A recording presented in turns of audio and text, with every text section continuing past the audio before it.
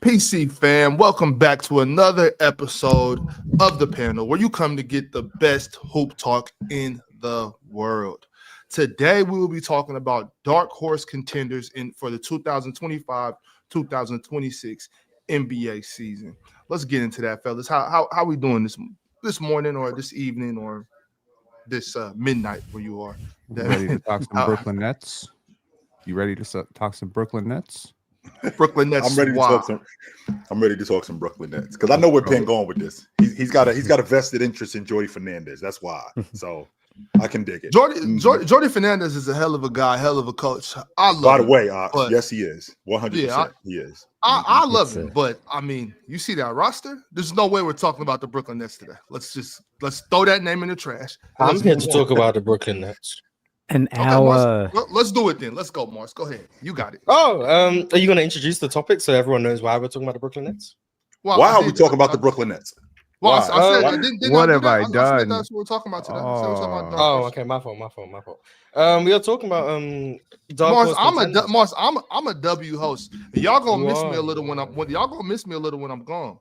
But no, we're not, because you're not gonna be gone. So we ain't gonna. Where you going? You're not gonna be gone. He ain't going. No, when I'm not the host anymore.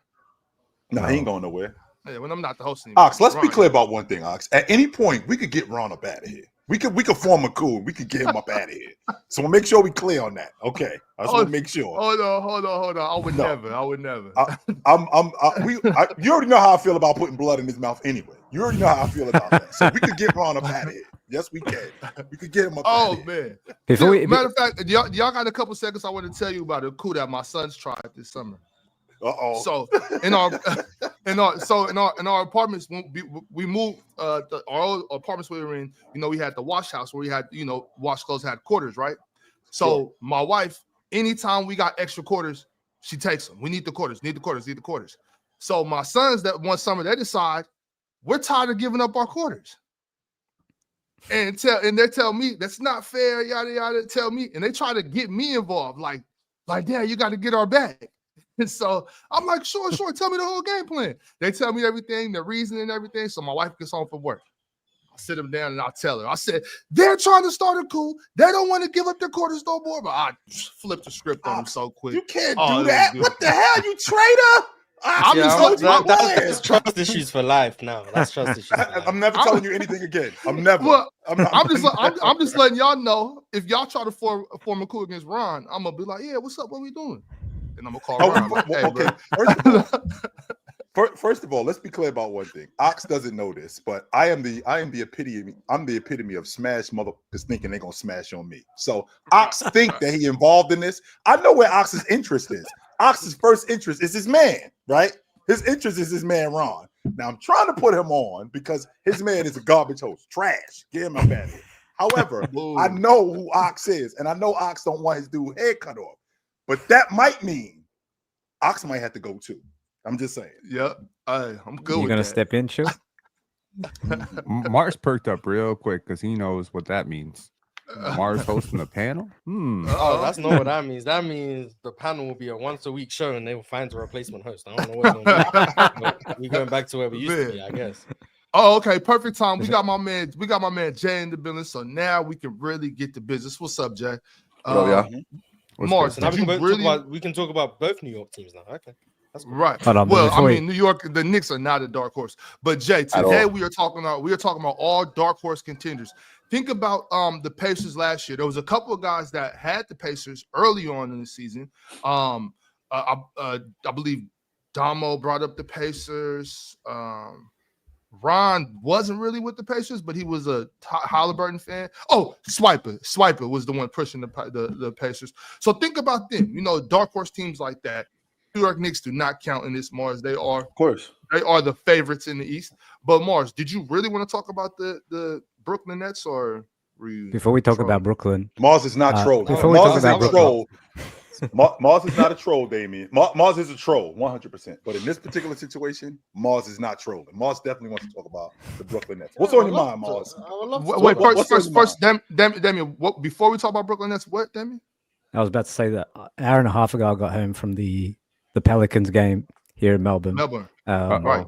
Let's talk about that real quick. Oh shit! And there's some things And Penn, I got Rookie some of the questions year, for you yeah, about your rookie of the guy. year. Please Jeremiah ask me the Fears. questions. Yeah. Okay. I want to let you know, first of all, Damien, 15 shots. He led the entire Pelicans roster in shot attempts. I love that. Aggressiveness, Okay. good tendencies. 5 turnovers. Mhm. Okay, if I hated the guy, if I wasn't, propping him up, I'd be ripping him to shreds for that. But because I don't hate the guy, I like the guy, I'm gonna say 5 turnovers shows confidence, shows that he's trying things. His teammates are just too dumb to pick up on what he's doing. The other thing I'm gonna say is, you know what, like get it out of the way early. Get these turnovers out of the way, the missed shots. That's what the preseason is for. The talent That's is what the obvious, though, preseason is Damien, isn't it?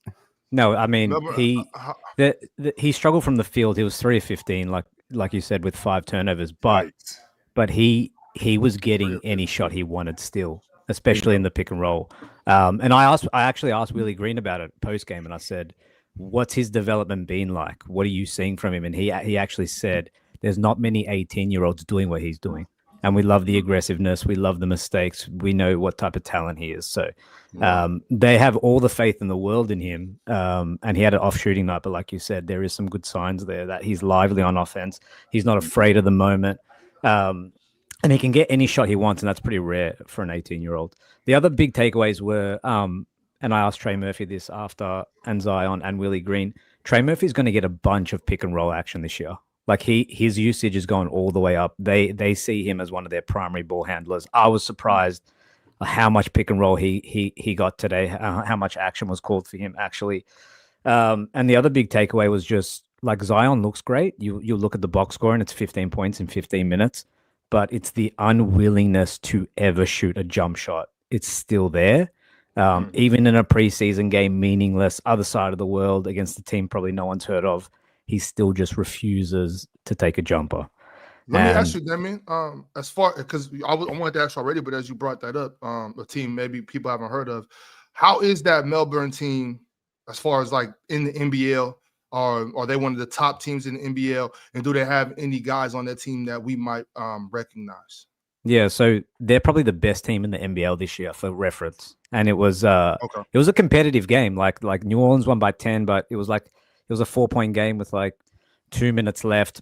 Granted they pulled their starters midway through the third, but look, they got Milton Doyle, Melbourne United. He was at Brooklyn for a little bit, then he played G League, then he played in Europe, and now he's sort of the captain there. And the other big name that you'll know soon enough as well, and the people in the chat, is Dash Daniels. Right. And he looks phenomenal. Look, if the NBA draft was today, Dash Daniels would probably be a late first round, early second rounder. Some people had him higher in the lottery, but I've seen him about 5 times now in person. He's got a lot of work to do offensively. He's a little bit further than his brother was at this same stage, but all the defensive stuff is there. The instincts there, the quickness is there, the motor's there, the ability to navigate screens, all that stuff is there. He's going to be a really good prospect, but there's a long way to go offensively still with him. So he's a little bit smaller than Dyson, and he's a little bit smaller. Yeah, he's a little bit smaller. What's a little bit smaller? Because Dyson is what, 6'7"? He's probably 6'5", but he could still grow as well. I think Dyson's a little longer as well, but Dash is going to be really good. He's young. He started the first 3 games of the NBL season really well. The defensive stuff is really exciting. Honestly, some of the Jeremiah Fears stuff was because of Dash. Like Dash, he was that good defensively. So those are the big takeaways. And Jordan Poole looked okay as well in his debut, technically his debut. So Penn, you can find optimism in having more turnovers than field goals made. I can find optimism in the types of turnovers that you have, right? I don't think there were a lot of, dribbled it off his foot turnovers. It was just a lot of games really fast. You're going up against professional athletes. Melbourne United may not get a lot of love from the panel here, but they're still professional basketball players. They're still, older guys for the most part. So I don't know. I like turnovers in very young players, especially players who don't have a lot of natural point guard feel. I can get with that. Like Jeremiah is not like the most natural point guard. He hasn't necessarily ascended to that level where I expect the game to have slowed down for him yet. But as Damien said, he can get any shot he wants. And the other important thing is we look for the little nuances, and he was the first guy off the bench. So he's going to be in the rotation. He's going to be playing minutes. The only guys that were held out were Herb Jones, Queen, and obviously DeJounte Murray didn't travel with the team. So they basically had everyone out there. Right. And Jeremiah Fears got some good run, which was good. Marz, you kind of scoffed at the turnover thing with Penn. I'm absolutely with you when you say that, because when I think about a young guy who's turning the basketball over, it's how he's turning the basketball over. And if he's being aggressive in productive plays, I feel like the turnovers are now stuff that we can teach him, right? We can teach you how to be a better passer. We can teach you what to look for in this read. We can work on this jump shot coming off the screen. We can work on you getting downhill instead of you turning the basketball over. Like stuff like that is the kind of stuff that I look for. Like when you're throwing the ball into the second row, coming off a screen, or these are just bad turnovers. Now I have to worry about, does he know how to play? Does he know exactly what he's doing? As opposed to, I see that he knows what he's doing, and I see he knows what he wants to do. He's just not there yet. That's what I think about when I think about turnover. Chill, you played basketball at a really high level. Ox, you played basketball at a high level. Damien, you played football at a high level. I think in all professional sports, there's a barrier of confidence. You have to play with an abundance of confidence, especially at a young age, going up against professional basketball players. Easier to play with confidence when you're playing against other amateurs, like he was at Oklahoma last year. To exude that same level of confidence at this level, I think it's a huge, huge voucher confidence. And I say this not to compare him to Kobe, but Kobe had a lot of these same tendencies as a young player as well. A lot of air balls, a lot of turnovers, a lot of, I'm ready to run right now, coach. If he can maintain that, at some point his game will catch up, and he'll go one of two ways. Either he'll remain inefficient because his jump shot is truly broken, or he will become a superstar. There's really no in between with him. He's either going to become a superstar or he's going to become a bust. He's not becoming a role player. Interesting. Is that a good place for a young fella to be? If that let's say that is, I wasn't a mindset. superstar. I was the guy who took two shots. I remember a scrimmage once in grade 9 when we played up against the grade 12 the varsity team, and one of my favorite players blocked my shot into the rafters. I thought 4 times before taking my next shot. That is what Jeremiah Fears is not like. Jeremiah Fears will take that shot 15 times over and say, block it every time. That confidence comes from his work. He is an extremely hard worker. You do not develop the handle he has without being an insane gym rat. I've talked to a lot of people around him. This dude's been locked into the gym all season long, all last year. The way he's jumped up the last couple of years, been watching him, man, he's going to be special. I promise you that. Like, I'll bet my scouting. It's almost irrational. It. It's almost irrational confidence. Actually, you just mentioned is that a good place for him? I think Willie Green is a good coach, man. I do. No, not New Orleans, chill. I don't mean like that. I mean like, is it a good mindset? If I don't know if you know, like, chill. If you're young in the league and it's kind of like superstar or bust, is that a good place for a young fella to be in that? Well, in that sense? You've heard me talk about Jimmy Butler and why I think Jimmy Butler was what he was. Well, the reason why Jimmy Butler was that was because the immense amount of confidence that he has. If he doesn't have that confidence, then he's not going to be that. To Penn's point, a guy like Fears, yes, he doesn't know how to play the pro game yet. I've said this a number of different times, Damien. When I come into the NBA, when I come into professional football, I'm not a pro. I got pro potential. It's your job to teach me the pro game, right? So I feel like he's in a good space to be taught the pro game. But I think that his confidence, we have to keep it here. We just have to hone it. Stuff that he's good at, we're going to continue to work on that and get that better. The stuff that he's not good at, I don't want to completely throw it out. But I do want to throw out some of the mistakes and some of the stuff that he's not good at. Let's work on that and let's get that better. Because the last thing that I want to do with a player of that caliber, when you're talking about in the NBA, there's a thin line between player and bust, between awesome player and bust. And that's my confidence. When I start thinking about I can't do something, when I start thinking about I'm not as good, that's when it goes the other way. And I want to keep this young guy who's at this space right now where he just showed up. I want to keep his confidence through the roof. I don't want him thinking about, well, should I do this? Well, should I? Because now what I'm doing is I'm toying with his game, and I don't want to do that. Yeah, right. And it's the irrational confidence. No, you're right. It's the irrational confidence. It's almost what Penn was referring to, probably like naivety. Like it's a bit of that. It's a bit of dumb enough to think I could do it. It's a bit of that, and I think at the professional level you need it because you also don't, like you said, want to remove it from his game because that's what makes him special. And to Penn's point again, there's not many guys in the league. I mean, his handle's elite, but there's not many guys in the league that can basically get any shot they want at his size, especially. I look for this a lot in young players. Not to bring this to a Raptors thing, and I promise this will probably be my last Raptors mention of the episode. I'll try. Unless y'all open it up for the Raptors being a dark horse, then we can talk. Be you, Penn. Just be you. Okay, be you. Okay, got you. So be you. Okay, thank you. I appreciate Jay. I appreciate that little voucher confidence. I hope you feel the same way in 2 minutes. What I'm gonna say is, in his rookie year, Scotty Barnes was, he was a kid. He was 19, 20 years old. And he came in and he immediately had lots of issues with how the Raptors were running their offense. You could see him visibly upset on the bench. He'd be talking to Fred like, no, get me the ball here.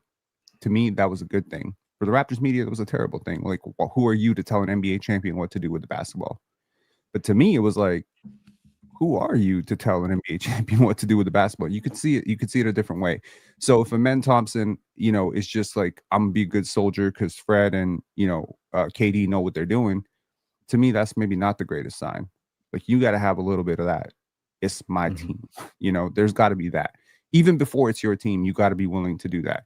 So I think there was this early story about Kobe before the draft and how he was going at vets. Chill, you probably know a lot more about this than I do, but he wasn't afraid of him. You put Michael Cooper on him and he's not afraid. Holy shit. 17-year-old going up against Michael Cooper and dominating. That is a very good sign. Yeah. Chill know about young Kobe firsthand. I do. Yes, I do. Yes, I do. Bust your ass there. Before we do move away from this, I just want to play this little snippet by our man Damien real quick. Oh my God. I saw this. Is it gonna play? Why is it not playing? Oh no. Hold on 1 second. I'll come back. Let me play that. Technical difficulties, chat. Hold on, I got this. Just keep talking. I'll bring it back up. Don't worry about it. I'll get it back in a second. It's gonna be good. Anyone gonna say words? Hello, RealTalk. Yeah, y'all go ahead talk about something. Robert's gonna love this. Hello, Morpheus. Well, I wanted to touch on the irrational confidence thing because I think it goes both ways. Right? Please leave me alone. I have a whole bunch of your supporters in the comments coming at me talking about how I'm always disagreeing with you. Meanwhile, they don't even mention the times I actually do agree with you, but I don't want any problems. It's almost like what you did with me. I don't want any smoke. Okay. Almost like what you did with me. I come here bearing no arms. I called you Morpheus. I didn't call you a name, bro. Oh, I know. I'm just saying. I don't even. You dress like Morpheus. I'm gonna call you Morpheus. You want me to call you Leo? You the one. You got it. Okay. Moving on. I was saying about the irrational confidence thing because then you see players like Jonathan Kuminga that come into the game and kind of have that same attitude of like, I can do this, irrationally confident and really put a wrench in the flow of the offense. So I think it depends on the kind of player that we talk about that has that confidence, right? Because we don't want guys like JK or even Jordan Poole to an extent when I watch Jordan Poole of just like, I can do all of this by myself, right? Even though the offense doesn't necessarily call for that when you're in it. You definitely got to be that A+ talent though, for sure. So how do you decide if someone's that A+ talent? I mean, JK is you give him run A- talent. You've already decided with Jeremiah Fears. Here's the thing: if we are at the same stage with Jeremiah Fears in 3 years, if all your turnovers do not result in improvement, we gotta cut your minutes. That's why I said he's either going to be. Does that mean you'll retroactively say that these were the concerns? No, the concerns are there. The concerns are there right now. No, but would his confidence now be a problem 3 years from now? If he still sucks, will you then say no? Because if he stays confident, problematic? Well, I mean, first of all, the league humble you real fast, okay? But first of all, the league will humble you. Jonathan Kuminga finding that out right now. Cam Thomas finding out right now. There's a lot of players in Europe that have found that out. Like you will be given a very short period of time to prove that you are that type of dude. And you got to show a linear growth, sometimes a dramatic growth. If Kobe was still airballing 4 years into the playoffs, I'm pretty sure the Lakers would be like, maybe this ain't it. but he showed improvement. He showed work ethic. You have to trust that the New Orleans Pelicans did a lot of research on Jeremiah Fears. They've seen the curve. They've seen how much he's grown over the last few years. And they clearly think that it's going to get better with him. Now, if 2 years from now it hasn't gotten better, okay, we can reevaluate. I will say that, especially as a, you know, as a when you're young and you're still trying to, you know, make a name for yourself or just get on in your field, whatever that may be, you don't really got time to be rational. You know what I'm saying? It's just like we, you know, and I don't want you to necessarily be rational until it starts to hurt you or us. You know what I'm saying? Like, go be the best you can be. Don't be afraid to, you know what I'm saying, be great. I think a lot of people are afraid to be great. And in this field of professional sports, you can't be. And I think as a young fella, being rational is irrational. You know what I'm saying? Like, go hard and don't let nobody tell you that you're not as great as you are. But I think I like that. Go ahead, Ox. Go ahead, Ox. I'm sorry. Okay, y'all. I think I got this video this time, y'all. So let's try again. Pray for me. Wait. I do got it. Hold on. I just got to press. There we go. Good work. Can't hear him. You might want to mute Jay. Yeah, we're getting there, but next time we have some volume, that'd be nice. You know, make sure on the screen it's not muted. Like, wiggle the. Okay, so y'all didn't hear it because I heard it. Oh goodness. No, we didn't hear it. Ron. Ron is crazy. It's all the way up, y'all. I don't know. Nothing can stop you. Hit it again. Nope. Can't hear. I can't hear that. Damn. It's okay. I can explain anyway. Yeah, sorry. Vegemite. I can find the tweet and I can display it if that's what we need. Yeah. Go ahead, Marz. Go ahead. Do your thing. Vegemite. I saw it like. Damien, you're doing free Vegemite promos, huh? In the meantime, this was it right here. Oh, God. This was the one that Zion was not sure about, and I was hoping that Swiper would be on here because we could have done a first player's choice, first ever taste test, Vegemite live. I mean, matter of fact, we can do it right now if you want. Oh, that's nasty, Damien. You don't have to do it right now. Okay, first of all, what is it? Can we discuss what it is? Let's talk about that for a second. What exactly is this stuff? It's cough syrup, Chill. It's is that what it is? It's like Nutella's ugly cousin. Instead of sweet, it's bitter a little bit and salty. Now here's where Swiper went wrong. Oh, so you can see what I'm sharing backstage. You can't have too much at once. Okay, you don't go straight to the ghost pepper when you're doing chili, right? You have to build your tolerance. Okay. Oh, you about to eat it right now? Yeah. Yes. Hold on. I told you it's a We're doing the taste test right here. Right here, live. This is the first ever. Yeah, let's see it. What is it? Oh boy, what is this stuff? You gotta love it. You gotta love it, but you gotta go slow. You don't even look like you love it. You do not enjoy that. No way. You do not look like you love it. Come on now. Oh, he's gonna double down. Oh, come on now. What is it supposed to be doing though? Like, to be honest, is it healthy? Does it provide you your vegetables for the day? Like, what does it sounds do? like it? It doesn't do nothing. Vegemite. It sounds like it's something that's supposed to be healthy. So I don't know. It doesn't do nothing. It's just a spread. It's just and a it bitter. Yeah, it's the bitter, salty spread. But I'll send you all one. I already told you that. Nice. Okay, I got you. Here you go, Marz. Let's see if Zion tries it. Let's see it. Zion, do you know what Vegemite is? You know what Vegemite is? You know what's crazy? They showed me that on the plane, and there was like a whole story, a whole like, I guess, debate on if it's worth it or not. Zion, do you know what Vegemite is? I think he's gonna pass. Yeah. So he didn't try it? Gonna pass. That's how you know it sucks. If Zion, he's not eating it. I'm just letting you know. That's how you know. That's I would Zion say is that the. I would say that is quite the indicator. Was that a fat joke? If there was anyone that was going to eat something, Yeah, it's definitely a fat joke. Oh, okay. Just making sure. All right. what's Cool. What's that commercial? That cereal commercial? Hey, Mikey. He Mike, likes it. if Mikey'll eat it, yeah. But if Mikey won't eat it, nah, nobody's eating it. likes Absolutely it. not.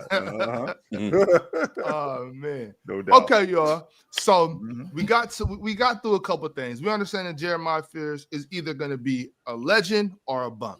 We understood that not even Zion would eat Vegemite. Now let's talk about the title. Who are our dark horse contenders? What we're gonna do is I'm just gonna go around. We'll all get their team and we'll go from there. Y'all know. So I'm not gonna try to go through everybody quick because I know that's not gonna happen. I'm just gonna let Marz, you go, and then we'll all jump on you and tell you about how that's a crazy take. And then we'll go to Jay, and we'll all jump on Jay and tell him that that's a crazy take, and we'll just move on that way. Can you tell us which teams don't qualify? Yeah, Like, what's who's the criteria for this? I can't. He told me the Knicks don't count. So I think okay. So we let's do this together. I personally think that it's kind of should be up to you. If you think a team is a dark horse, stay it. But I do honestly think Denver, OKC, Denver and OKC in the West are out of there. Houston could be a dark horse. Houston could be, in my mind. In the East, I think it's only the Knicks, really. Okay, Cleveland. Yeah, Cleveland. How about this? Cleveland. I'll look up the top 5. Can we say top 5, top 6, top 6 contenders per Vegas odds, and we'll just exclude those teams? Is that fair? It's the Thunder, Nuggets, Cavaliers, Knicks, Timberwolves, and Rockets. I don't think the Timberwolves and Rockets should be in that. The Timberwolves and Rockets are definitely. So can we exclude the top 4? Be a dark horse. Thunder, Nuggets, Cavaliers, Knicks. We exclude. Yeah, those. Okay, cool. Okay, so everything. Let's go, Marz. You got it. Kick us off, Marz. Let's do this. Oh, also shout out to everybody watching. If you're watching on Twitter, if you're watching on X, or if you're watching on YouTube, and if you're watching on Facebook, we got somebody liked on Facebook a moment ago. We got a couple loves yesterday, so shout out to the Facebook community checking out the show. All right, go ahead, Marz.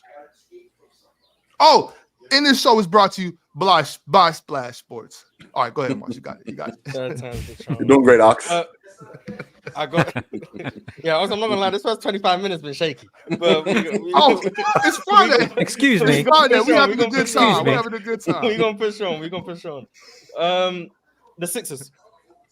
That's my dark horse. The Sixers. Why the Sixers your dark horse, Marz? This is old news by now. Can you tell us why you like Philly, Marz? Well, I don't think they're gonna win. But of all not including the 4 teams, well, it's of the teams that aren't expected to win, who do I think could win? It would be the Sixers. Because in a perfect world, I think they have an avenue. Now, what's the probability of the perfect world? Like 0.6%. But if everything goes right, assuming health, I think they have an avenue. So they would be my dark horse. Why is there an avenue for Philly, Marz? If I'm looking at all the teams, what is specific about Philly? Why do you think? I have an idea, but the avenue is the team stays healthy. That's the avenue. Okay. The team? Is it the team stays healthy, or is it a specific guy that stays healthy? Well, it's not just Embiid. If Embiid's they there, have good players around Embiid. If Embiid's there, but Maxi's hurt, then they're still not going to win. So if the team stays healthy, I think primarily it's not just Embiid. But like if Embiid's not 100% or 85%, 90%, I don't think they're going to win. If Maxi's not 85, 90%, I don't think they're going to win. If Paul George is incompetent, I don't think they're going to win. So it's dark horse, assuming everything goes right, which means assuming the team is healthy. I think they have a shot. Isn't that the point of isn't that the premise of the video? Not who's the most likely champion. Sure. Like, and I think that isn't that the case with almost everybody in the league? If you think about at the end of the season, who ultimately wins the NBA championship? It's the healthiest team. It's the team that has suffered the least amount of health issues. If you think about it, right? That's when you not think about true. Well, okay. It's a combination of health. OKC was missing. How many games did OKC miss from Chet and Isaiah Hartenstein? Well, to be fair, Jada played through the playoffs hurt. To be fair, but played through the playoffs hurt. However, so Chet, we got Chet back. But it's a combination of things. It's not just health, but health is a part of it for sure. Right. I think it's a huge part of it. I would agree. Yeah. When you get Chet back, when do you get Chet back, Marz? You get Chet back right around the All-Star break, like a little bit after the All-Star break. Okay, so that's essentially that was the same thing you were selling us, which I thought was really good. That's the same thing you were selling us about Leonard. Okay, so we get him around January, February, and then we start to ramp him up for the playoffs. He looks great. He was looking quite good in LA. Yeah, he was absolutely. That was my other dark horse, by the way. Right. Yeah. So then you get Hartenstein, who broke his hand earlier in the season. We get him to the playoffs. He's not he doesn't have any issues. We're ready to roll with him. Then we get a team like the Cleveland Cavaliers, who you're in the playoffs. Oh, we lose three of them. Yeah, we lose 3 of our starters, and not only do we lose 3 of our starters, we lose 3 of our starters in a pivotal playoff series. It's not like we were down 3-0. It was 2-1. So now all of a sudden the momentum gets swung, completely different, right? So when I think about the health of Cruz, I can appreciate how good you are, but if you're healthy at the end of the season, more times than not, I think that team, because we just seen it, if I'm not mistaken, in the NBA Finals, Marz. What happens in that Game 7 if Tyrese Halliburton is healthy? I mean, I think we're looking at a different game. The game is definitely different. The outcome might be the same, but the game is definitely different. I think live in a world of we'll never know. Right. I think it's completely different. But health, you and I have had this, Marz and I have had this conversation numerous times about Joel Embiid. I don't really worry much about guys like Maxey's health. I think that Paul George, his health has always been an issue. Like, not always. I'm not going to say always. Always is a bit of a stretch. Recent history. But lately, for about a decade, it's been an issue. So. It's been an issue. But Joel Embiid is the post that's holding up this tent. Just like Leonard is the post that's holding up the tent. Was the post that was holding up the tent in Los Angeles. If he could stay healthy and I could get 80% out of Joel Embiid, I think he's good enough to take us to the NBA championship.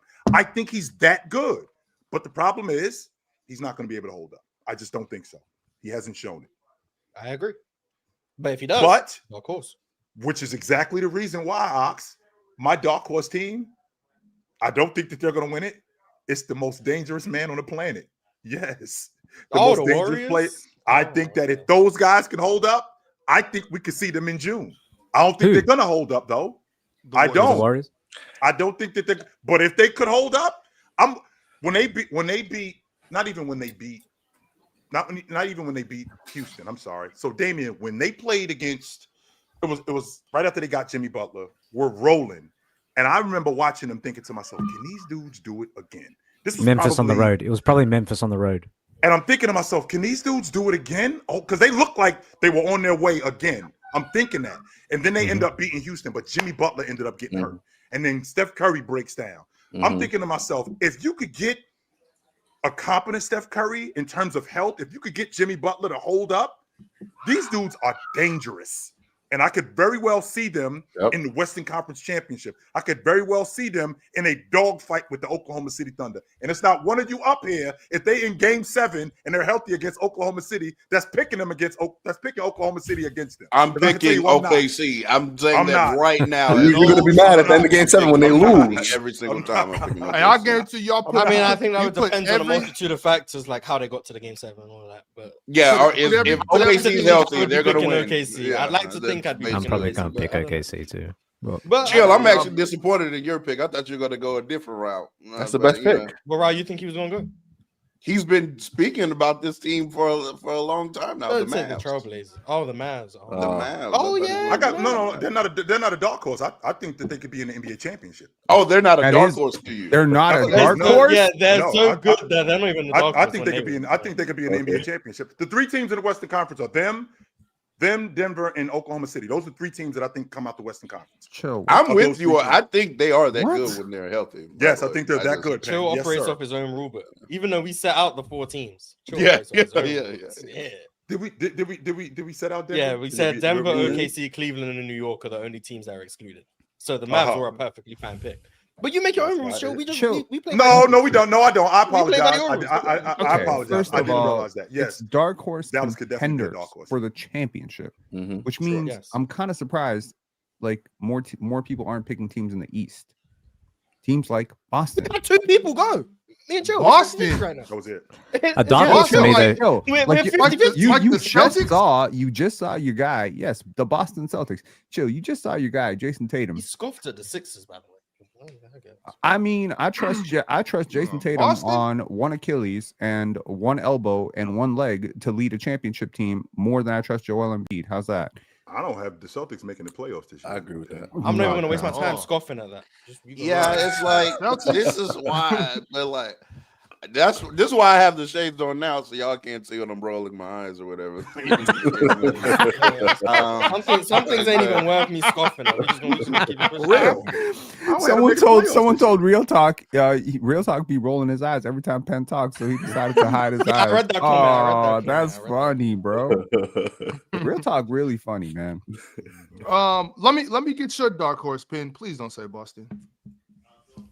No, I don't want to go so early. Why'd you move me up the rank here? He's waiting for someone else to say the Raptors so he can chime in. Nobody's gonna say the Raptors. I'm waiting for somebody to say Orlando. All right, okay. Well, who else? Damn, Jay gonna show something. No. Hold on. The Raptors are not my dark horse. Let's be serious. But I love the Raptors this season. They're not my dark horse. Cool. I think the Raptors can be the 5th or 6th seed for sure. I agree. I think they're gonna. Okay. Well, you know what? Yesterday I said New Penn. Let's settle down. How can New Penn? Pardon? What'd you say? Brandon Ingram hit the side of the backboard when he was shooting around. So. Yeah, Brandon Ingram can't shoot anymore. Damn. I said I just said I saw him hit the side of the backboard. That's what I said. Look, I think I would love to talk about the Raptors right now, but that would be very stupid. So I'm going to talk about the Orlando Magic instead. I love the Magic. I don't know what they're going to do with this roster, right? They're very expensive. They've just started stacking up guys who make $30+ million with no consequence. They're just below the second apron, and they got a lot of young guys I believe in. Tristan Da Silva, Anthony Black, although I'm not as high as Swiper and all them. You know, I do believe he is an NBA player who can play, 20 minutes without killing your rotation. They're going to get Mo Wagner back. That's just their bench, right? We got Jace Richardson coming off the bench. That's talent. Right, you got Jonathan Isaac coming off the bench. You got Tyus Jones coming off the bench, and we ain't even talking about the starters. And that's where I think, when I look at that defensive unit, and I think about what was holding them back last year: health, shooting. That's it, health and shooting. So if we got Marztown hoops up here, I'm just gonna call you Marztown hoops from now on. Okay, we got Marztown hoops up here. Because you stuck on this Joel Embiid thing the way. Talking to Chill or Marz? Oh, Marz. No, I'm talking to Marztown hoops. Okay, okay, because this delusion about Joel Embiid being healthy. Well, if you gonna sell me on Joel Embiid, yeah, sure, okay, cool. So if Joel Embiid in this hypothetical fantasy land that we have with injury sliders off is gonna be healthy, if Paul George is gonna care more about basketball than podcasting this year. If we live in this fantasy world, then can I live in a world where Jalen Suggs plays 72 games? Can I live in a world where Jonathan Isaac makes it through? You were assuming health for the pick you made too. Sure. Okay. Otherwise, that would be illogical. I think Franz is the best number 2 option in the league, apart from LeBron. Suggs just played 75 games the year before last. He literally just Kyrie, I guess. Is he better than Cat? Kyrie just doesn't exist. I like him more than Cat. He better than Kyrie? Cat's a better player. Kyrie's a better player. Franz impacts the game more. Is Cat a better player? Cat's a better player than Franz? Why? Absolutely. How about Jalen Brown? I don't think so. I think being why is it? Wait, what's happening right now? I'm here for propaganda. Talk to these guys, please. He's better than man. Come on, Franz. Yeah, I think Franz over Jay Will, Randy Ballin. Yeah, I'm really high on Franz, bro. Wait, Chill, you got Cat over Franz? You better than Jim? Yes, Hart? I do. Okay. Yes, I do. But why? Yes. Why Okay, what? well, Why what? Why is Wait, Franz Chill. Gonna make all NBA first? One second, y'all. No, that's not that. That's not. I do. Chill. I do want you to inform us on that and let us know why you got Cat. But first, I need to talk to the people about Splash Sports, y'all. That's what we need to talk about right now, this minute. Everybody, I want you to stop playing against the house. Play other fans and still win, even if you miss a leg. Quick Picks on Splash is their new peer-to-peer daily fantasy sports game where you can pick more or less on at least 2 player projections. Your entry gets matched with other players at the same buy-in and pick count. Here is the kicker. It's fair matchmaking. You're competing against people, not the house. It's more strategic. It's a diverse range of lines. It means you can find multiple ways to outsmart other players. Also, it's better odds. You don't need a perfect card. Have more correct picks than the group and you win cash. If multiple players tie for the top spot, they split the prize. New users can use code PLAYER for a deposit match up to $50 and 100% boost on your first entry. Hit the link in bio, build your quick picks, and let's see who really knows ball. Now, let's see who really knows ball from this slip that we got today. We're going to start with Satu Sabalis, more than 16.5 points. We also got Alyssa Thomas for rebounds and points, more than 24.5. Nalissa Smith, 8.5 points, took less. Dewana Bonner, 8.5 points, took less. Claire Copper, 15.5 points, took less. And some bozo took less on Asia Wilson to have 26.5 points. We know this slip is cooked on that one alone. But what y'all need to do, make sure you got Splash Sports downloaded. Go use code PLAYER and let's win some money. You know, that's Ron's slip, ain't it? Gotta be. I mean, Ron I don't know took the more on Satu. Ron knows ball. Well, it took the less on Asia, so clearly doesn't know ball. Clearly doesn't. We will see. Clearly. We will see. Nope. So let's make sure it's the right one. Yeah. Okay. So chill. Let's talk about that. Let's talk about that cat. That cat talk, chill. So you got cat as wait, chill. I want to know. So we're talking about dark horses, but we can divert just a little bit. Chill. Sure. As far as second options in the NBA go, do you have cat as a top 3 second option and a top 3 second option? Let's see. If I think about second options in the league today, LeBron. When I was about to say when I think about the better second options, Jalen Williams. I think Cat better than him. Evan Mobley in the NBA by ESPN. Yeah. They got J Dub ahead of they got him better than Anthony Davis too, by the way. Exactly. I don't think they got him better than Anthony Davis. No. Let's see. Jaylen Brown. I think Cat is better than Jaylen Brown. Agreed. Yeah, I think Cat is better than Jaylen Brown. Who's the second option? Who's the second option with the Clippers? Is it Leonard or is it James Harden? James Harden. Harden, for sure. Is it Bradley Beal? No? I think Cat is better than either of those guys. I do today. I think Cat is better than Jimmy Butler. I think Cat is better than Ivy or Tobias. I think Cat is better than anybody on the Milwaukee second guy. Let's see. He better than Kuzma? Yes, he is better than Kuzma. Yes, Don't be disrespectful. Don't be disrespectful, Marz. Sengun, I think he's better. I think he's better than Sengun. And to be honest, I don't think it's a huge gap, but I do think it's a gap. I do think he's better than Sengun. Is he better than Julius Randle? Is he better than a man? Yes, he's better than Julius Randle. But is he better than De'Aaron Fox? Yeah, right. Yes, he is better than. Is he better than Jaren Jackson Jr.? Is he better than Evan Mobley? Yes. It's not much, Marz. That gap is closing, but he is better than Evan Mobley. But the gap is closing. Yes, no doubt about that. And when we talk about Franz, we talk about him and Franz. I definitely think that he's better than Franz. When I think about how Cat affects offenses, I think he affects the offense way more than Franz does. I think he stretches the defense more. I think he gets downhill more. I think he maximizes. Yes, he does. Gets downhill more. Yes, I think he gets that. In the half court, Can we get to the numbers, Marz? Can we get to the numbers on that? I'm not know the numbers today. I'm just look them up. I watched that 17 times. If you see me just shaking my head like this, just know the numbers. One of the best drivers in the NBA. He is one of the most efficient finishers. It is ridiculous. Cat in the half court. When I watch Cat get downhill, in fact, Cat, I think he leads. I think he led the league in charges, so he will definitely get to the rim. Let's be clear about that right now. It sounds like he's struggling to get to the rim. But he's getting to the rim. He definitely will get to the rim. He leads the league in charges. Oh my God, Jay, you watching Cat every day? Is Cat a better driver than Franz?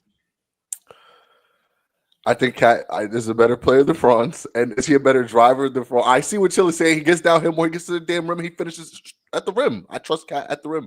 Franz, that's kind of Franz's game down there. So that's a tough to take, Chill. But so if you're okay, so if you're gonna stick with the drive, okay. I think that the shooting in any space, I don't think that there's a question. I think he's better on the glass than Franz.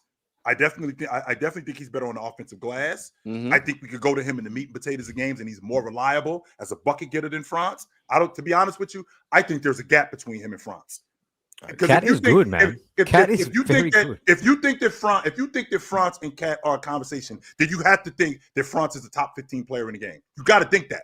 I just don't think we think Cat is top 15. I just want to make that clear. Ain't 15 players in the game better than Cat. I think you might be the only one up here who thinks that. Really? I know I don't have Cat top 15. I definitely don't have Cat top 15. I know 15 players in the game. Name them right now. Let me look through the NBA. I know instantly I don't have a top 15. I think Shea's better than him. I think Jokic is better than him. I'm going down the list. EPM. Shout out to Dunks and Threes. I'm just gonna read the list in order until I see someone who I don't think is better. So I think Shea's better. I think Jokic is better. I think Luka's better. I think Giannis is better. I think Wemby's better. Steph, Donovan Mitchell, Jason Tatum, Halliburton. Okay, I'm gonna leave out Kawhi. I think Evan Mobley's better. I think Anthony Davis is better. I'm gonna skip Jimmy Butler. Wait, so you got pushback on Kawhi? I'm gonna leave J-Dub out of this. I think Franz is better. I think Cade is better. I think Ant is better. I think Kyrie is better. I think Zion is better. I think KD is better. I'm gonna leave Dame out of this. Why did you leave J-Dub out? Why you leave Dame out of this? I'm trying to just go with the ones who I can't be bothered to have a conversation about right now.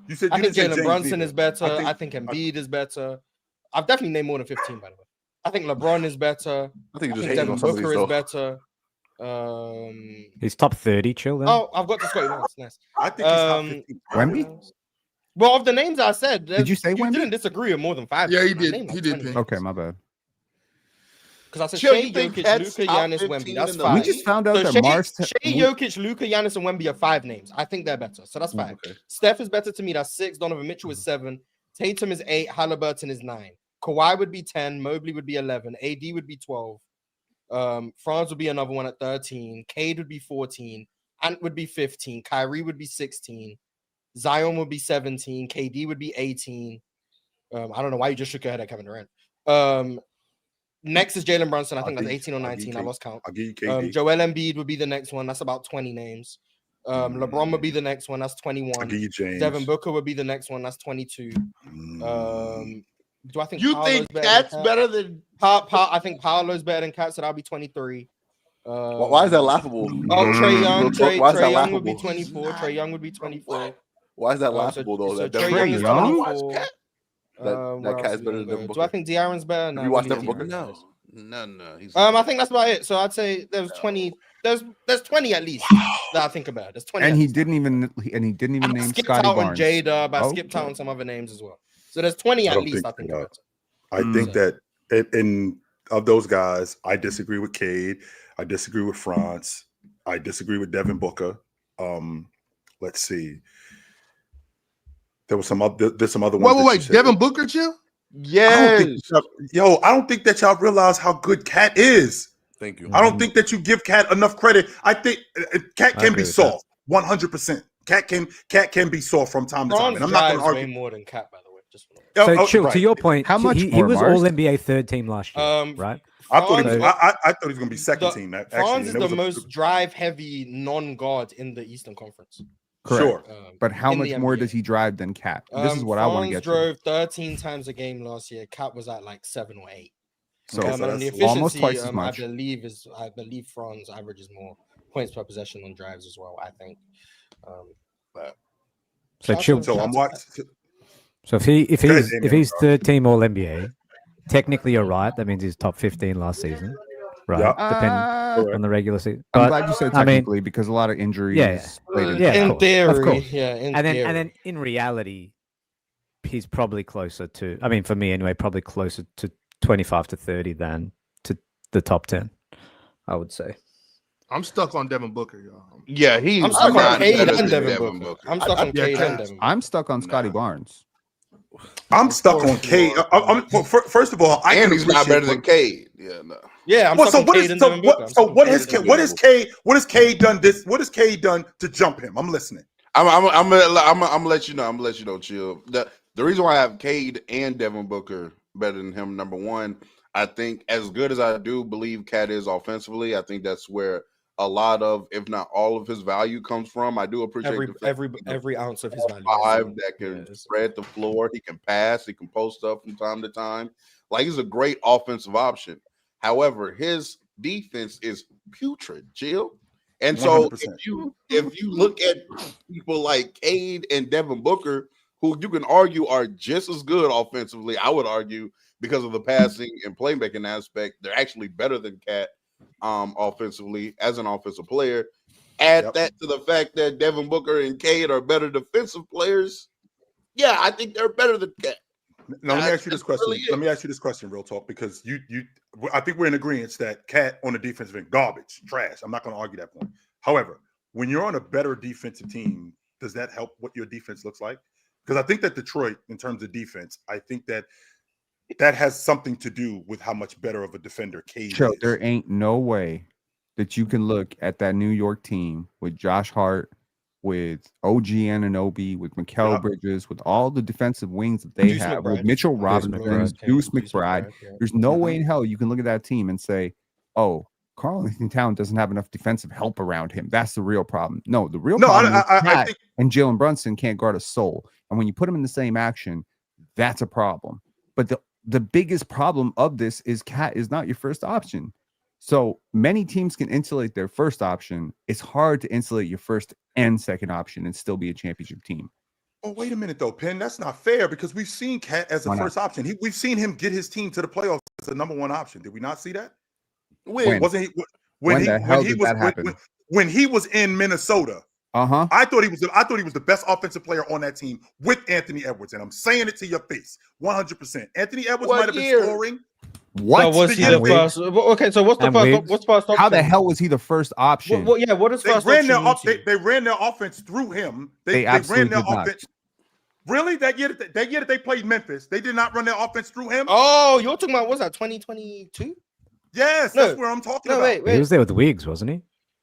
No, 2022. Okay, Chill. If you're giving him credit for that, credit for what he did last year. Cade handled way more offensive load than he did last year, and I'm pretty sure Cade's a better rim protector than him. So, like, he actually is. Jalen Williams actually is a better rim protector. Let's not be silly. Jalen Suggs is actually a better rim protector.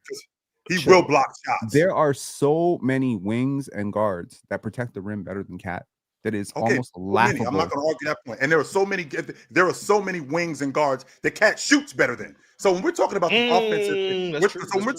offensive, and including Cade Cunningham, yeah, he does shoot better than Cade. He does. I think if we're talking about pure in isolation, pure talent in terms of scoring the ball, Cat probably is top 15.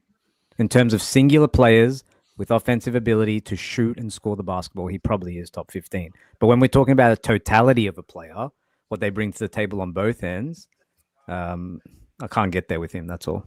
Damien, if fully healthy, and I'm talking the healthiest month of their life type of basketball. I'm talking, Marstown hoops level of delusion on Embiid's health level of health. Okay, we're talking crazy Chinese surgery, whatever the shit that they've invented with the glue and shit. I'm talking that type of surgery. Okay, less than 12 months ago, but Karl-Anthony Towns or Kristaps Porzingis, you got to win a playoff series. Who's your starting center? The idea that he is thinking about this tells you Cat is not a top 15 player. I'm just let you know. Well, first and foremost, he might be looking at you like you're ridiculous to even ask this question. I think Cat. I think 18 months ago. Kristaps is a better defensive player. Kristaps is a better two-way player, but I think there's a gap there offensively between him and Cat. And I think that we do that all the time with these players in the league. Large.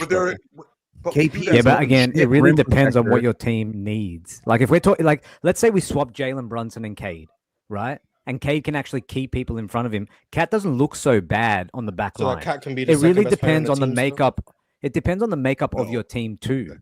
That matters too. Like Kristaps Porzingis can guard the paint because you have Derek White, because you have Jaylen Brown, because you have Jason Tatum, because you have all the Drew Holiday, because you have all those guys. He was a really good defender on the Wizards as well. Protector even before he was on Boston. Bingo. For one. But it allows him. I do think the question. I just disagree. I think what allows KP to be a good rim protector is the fact that he's just a good rim protector. Also, Penn asks, who do we want at the 5? And it's without a doubt KP. Now, if we have a proposition where Cat can go back to the 4 and he's playing next to somebody like potentially a Mitchell Robinson or a Rudy Gobert, I then would sway. Which he's been at his best, by the way. I agree. I would just argue that his offense is way less valuable, but I guess. Why would you argue that? I don't think because I think his offensive value is maximized when he's at the 5. Cat is a far better player than he was still Porzingis. Very much valuable for Minnesota because of his floor space. I said he wasn't valuable. I said less valuable. Porzingis. I think he's very clearly Porzingis is a one-time All-Star, never made an All-NBA team. They're not really comparable. I think that has a lot to do with health. I think but we can't judge a player on potential health. We have to judge a player on what he just did. I'm saying judging Joel Embiid. All Joel Embiid fans do is judge him off potential. We've said but Joel Embiid's won an MVP. No. What I judge him off is what he looked like when he was. I know. I'm just trying to get it off. But Joel Embiid's been healthy. We've seen what he looks like when I he's wasn't healthy. He's talking won an about MVP. a full season. I wasn't talking about a full season. I wasn't talking about 82 game marathon. I was talking about first series. And the reason that I would take, I'll say it plainly, I would take Kristaps 10 times out of 10 and 15 times on a Sunday. I take him because he's just way easier to build around. And I get the same value of a big who can shoot. Now, Cat is a better player. Yeah, I'll agree with you. Offensively, he's marginally better. KP is leaps and bounds better defensively. And yes, Marz, I said marginally better. He is marginally better. Let's not act like KP is ass on offense. I'm just going to disagree. I think Cat is significantly better offense. I just want to make sure that what does he do? I still see your point. I just want to make sure that he's a better driver. I'll give you that. He's a better driver. He shoots the ball way better. I just want to make sure that we're not derailing the conversation because Marz thinks that. Yes, way better, Penn. Don't make that face. Way better. Kristaps is 36% for his career. Karl Anthony Towns is arguably the greatest 3-point shooting big man ever. He loves that's a significant difference. No, Damien, not 3-point shooter, shooting big man, not 3-point shooting big man, shooting big man. Yeah, center, including Joel Embiid, Marz. Center, center, cool. Center, including Joel Embiid. He ain't a bad shooter than Duck. To let you know, I just want to put this into context because I do think that it's important to fact 39% for KP the last 3 years. Okay, from 3. I just want to throw that out there. Yeah, KP he may not have started as the greatest rim protector, but he became one. I'm telling you, in New York, I didn't really feel KP was like this amazing player that everyone was saying he was. But when I watched him in Washington, yes, I was watching those Washington teams, even though they were pretty ass. I was like, this dude has turned a corner in his basketball career. He became this elite rim protector. He was just doing a way better job of buying into a role. And I'm like, I hope some contender trades for him. And then boom, the Celtics traded for him. I just think 39% 3-point shooter over the last 3 years. Is he getting the real respect for that? Like he's played on average almost 60 games a year for the last 3 years. We're talking about health. Yeah, we're not talking about 2021 and 2022. We're in 2026 right now. So over the last 3 years, this mystery ailment aside last year, he's been more healthy than Embiid. My thing about KP, the reason why I'm really high on Kristaps Porzingis, I just think that he's so valuable in 2025 basketball. Like your center being able to, number one, stretch the defense and hit a 3, right? Very valuable. That same guy also being able to protect the rim is very valuable. And then on top of that, in pick and roll situations, he can pick and pop with you, and it can be a lob threat. A lob threat 5 is very valuable. And then on top of that, his last full season healthy, he was one of the best mismatch hunters in the league because he would just Boston would run an action with him, pick and roll or whatever. A small would switch onto him. He would go right to that free throw line area, post up, turn around, and hit that shot at like a 50-something% clip. Led the league like points per possession in the post. That's right. So what? Led the league. I didn't even know that. See, I test sometimes matches statistics. But anyway, I'm just saying, as far as 2025 basketball, it doesn't really get too much better at the center position for what you want your center to be able to do than Kristaps Porzingis right now. It's now with when he's healthy. When he's healthy. Now with everything that you just. Sorry, go ahead. The last 3 years, in terms of the best shooting big man in the league. We're talking about offensive efficiency, right? Sure. Karl-Anthony Towns, 57.8% effective field goal percentage. Kristaps Porzingis, 57.5. So 57.5 versus 57.8 is the gap. Okay. We're talking about marginal fractions in terms of offensive efficiency. Kristaps has him beat in most of the analytic departments. He just doesn't play as much. And I think that has a lot to do with his body type. That has a lot to do with the body type. I think it has a lot to do with the fact that teams that have him know that we cannot run this guy 35, 36 minutes out there. So maybe the numbers are not as gaudy. He's not picking up all-stars, but he does have a championship. He does have a championship. So with him not being able to be there for the amount of time that's necessary, like, wouldn't that hamper him? Because I think we talk about guys like Kawhi Leonard all the time. We talk about guys like Joel Embiid all the time, where as good as Joel Embiid is, as good as Kawhi Leonard is, his availability has always been in question. To Real Talk's point, when you're talking about mismatch hunting, I am 100% confident when I watched that Minnesota team play Denver, he snatched Jamal Murray low ass and dragged him down to that box and paid attention to him and went after him on the regular. On top of that, he gets guys like Franz on the box and goes after him too, and then dragging those big guys away from the rim, which now affects their rim protection, which now affects their rebounding when Cat does that, especially in transition. So now we're talking about an offensive player in Cat who's elite, but can also rebound. Even when you drag him away from the basket, you know how bad he is as a defender. So he's more apt to just go rebound instead of just trying to stay in front of people. He's more apt to do that, which I value way more because now we're stopping plays. So when I think about last year, over the last 3 years, Karl-Anthony Towns has played 163 games. Guess how many games Kristaps Porzingis has played over the last 3 games? 160? I don't know. 164. Interesting. Over the last 3 years, people in the comments are talking about scoring volume. Points per game, 21.1 versus 22.8. Like, what are we doing here? In terms of points per possession, Kristaps scores more. So people talking about volume are give me Kristaps. Are underrating the hell out of Kristaps. I'm going to tell you right here, he's just as efficient. The volume is just as high. Yeah, better he defense. Plays more games over the last 3 years, and he's a way better defender. What are we doing here?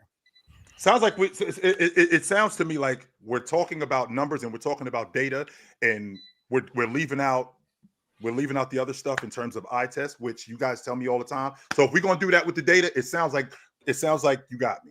That's what it sounds. No, chill. Well, I want to be clear as far as what I'm saying, and because the data is because ultimately the data is what you produce. Now the data doesn't tell everything because the data we can add context to that data, right? We can add context to the kind of screener you're getting. These are the reason why you're getting these open shots. I'm not getting these open shots like you are. There's a reason you're playing with the lead guard you're playing with, so you're getting set up different than I am. So a lot of times the data doesn't add stuff like that into it. Jalen Brunson is a better offensive player than anybody Kristaps Porzingis has played with in the past 3 years.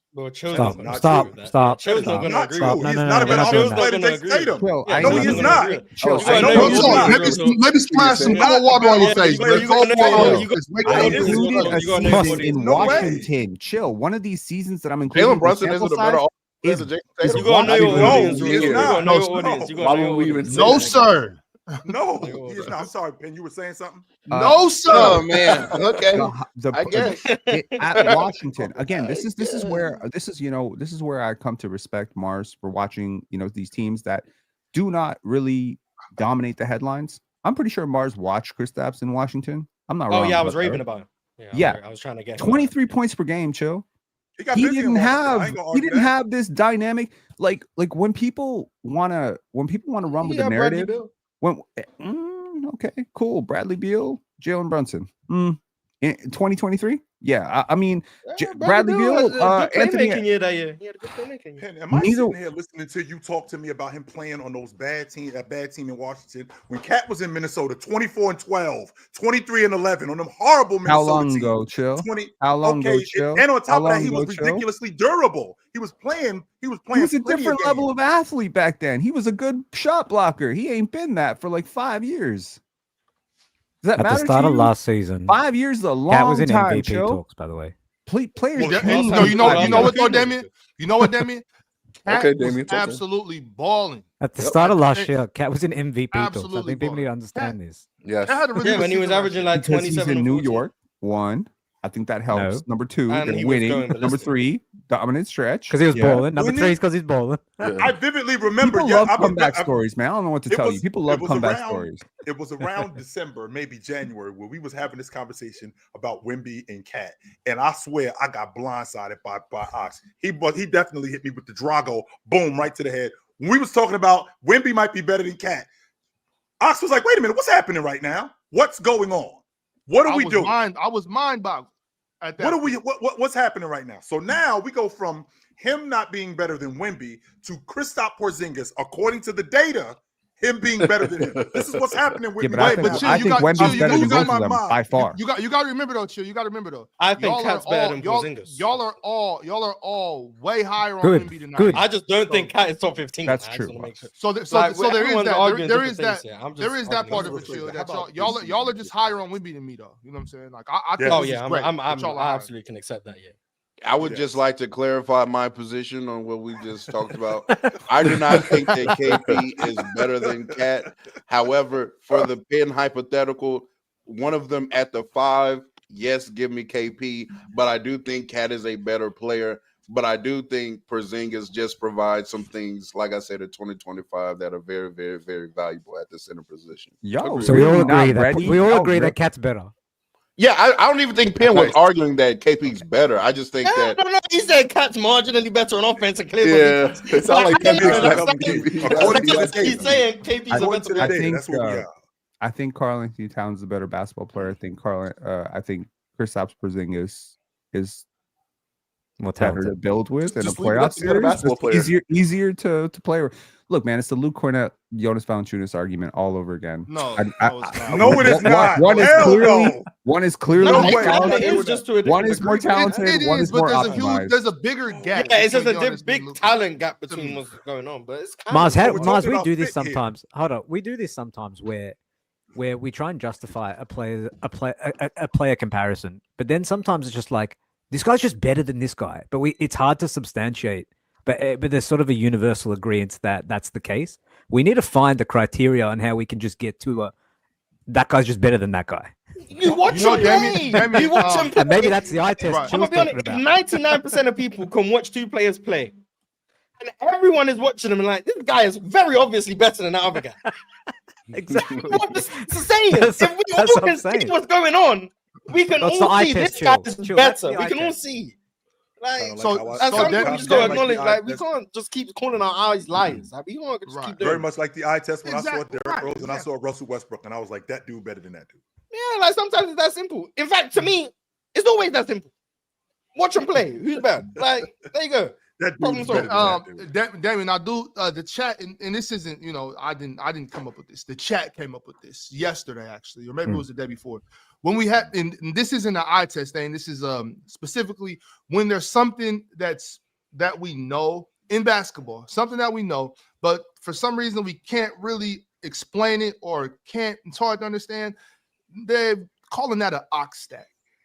Oh, I like that. Really? It started there yesterday. I didn't know. I was like, hey, are we trademarking that? You better trademark that. Where did this start? Somebody in the chat. I can't remember exactly who it was. I think it was. I can't remember. Alternate account. I would, but my thing with that, Jay, I would never do that because I'm so bad with this stuff. I will be on my burner. So you know what I'm saying? Like KD. I'll get caught in 2 days, bro. It'll be Brian Colangelo. Marz, when you watch, because I just saw something interesting, Marz. When you watch, you saw the guy also about Halliburton. Yeah, when you watch Halliburton and you watch Cat, are you looking at Halliburton going, that dude is better than that dude? Just from an eye test. We ain't talking about production. Yes. When I'm talking context. We're just watching Tyrese Halliburton and we're watching Cat, and you go, that dude is better than that dude at basketball. Yes. He's less damaging on defense and he drives better offense. He's just a way better decision maker. I don't have to worry about him barreling over people, getting turnovers. Someone who's able to mismatch hunt and create for himself in isolation against bigs, slower footed bigs. In fact, against guys like that. Who would have thought? So he's able to score in advantage situations. He's able to create advantage at a level that I don't think Cat does. And then defensively, he's not killing your team. Like I just think he's better. I also just value Halliburton's skill set, and it's part of that is like a Steve Nash bias, but like I value the things Halliburton brings to the court. I just think they drive better offense than what Cat does. So yeah, no facts, absolutely. Halliburton is. Yeah. What do y'all have Halliburton? I don't know. I don't know if I think Halliburton's top 15. I don't know if I think. Do you have? I think he's better than Cat. Does everybody also, like, does it matter to anybody that one guy can have his head cut open and smile with blood streaming down his face, and the other guy can break a nail and literally sound like he's like about to have like? Does that matter? Like, does that matter to anybody? Like the toughness of your big man? Like, shit, chill. Like the last person on earth, the last person on earth that I expected to be up here telling me Cat is better than Evan Mobley is you. But that's that one does. I think you know how I feel about Evan Mobley, and the gap has definitely closed. I think the gap has closed significantly. But when will it actually close? This year. Okay, cool. I think he passes him. I look forward to this. Real talk to your point. I think there can be a difference between a player that's better than someone, but a player that's a maximizer. So like Halliburton to me is a maximizer because of his style of play. Chris Paul was a maximizer, but there was clearly better players in the league than him at that time. But it doesn't mean that their teams will be better because they're better at maximizing their team. So like better players than Chris Paul. I think I get what he's saying. Like Chris Paul was definitely ranked higher in the league than Halliburton is. Yeah, but who were the? Yeah, I'm just saying like that type of that type of thing where like Rondo was another guy. Okay, like, the top 10 all time guys are better than him. Okay. So Halliburton, I don't know. I wouldn't say that anyone would have Halliburton in the top 10, top 15. But there's very few people that you could replace him in Indiana, and they play that same up tempo, high offense, high octane, high production. Type of. No, I get what you're saying. I agree with what you're saying. I think it was a detriment to Lonzo. To try but Lonzo's got a very unique skill set. That's my point. Lonzo's got a very unique skill set. Real talk. Do you think Mike Brown's offense will help Cat or hurt Cat? Everyone's talking about what it's going to do. I think it's going to help Cat. I don't really see. I mean, Cat's a very talented offensive player. I mean that is not. Yeah, it's not debatable. That's phenomenal offensive. But what happened with Mike Brown? Because he was a defensive specialist, and then now all of a sudden he's the guy that's unlocking all these offensive guys. So he's somewhere along the line, Chill. He had a transformation. He met Jordy Fernandez. Your guy, yeah, that's right. He must have. It was the time he spent with Domantas Sabonis. It just opened up his mind, and he realized. Yes, real talk. Yes, real talk. Exactly. Is Domantas better than Cat? You already know he is, but you know, it's too much hate. We just had a whole conversation about Kristaps. No, he is not better than Cat. But it's not a ridiculous question. It's not ridiculous. It's ridiculous, but no, he's not. It feels like only I kind of scoffed at that, and I didn't like that. Ridiculous. I'm not scoffing at it. I think Cat is quite comfortably better than Domantas. I think he's better than him. Yes, I think he's better than Sabonis. I don't think it's a. He's clearly better than him. The fact that y'all are willing to have a conversation that long about Kristaps Porzingis, but then we bring up Domantas Sabonis, they're like, oh, that's crazy. It's just because it was the scenario. It was the scenario that it's simply hate. It's simply hate. First and foremost, if Domantas played anywhere else, if Domantas played in Sacramento, that has nothing to do with it. Ox. If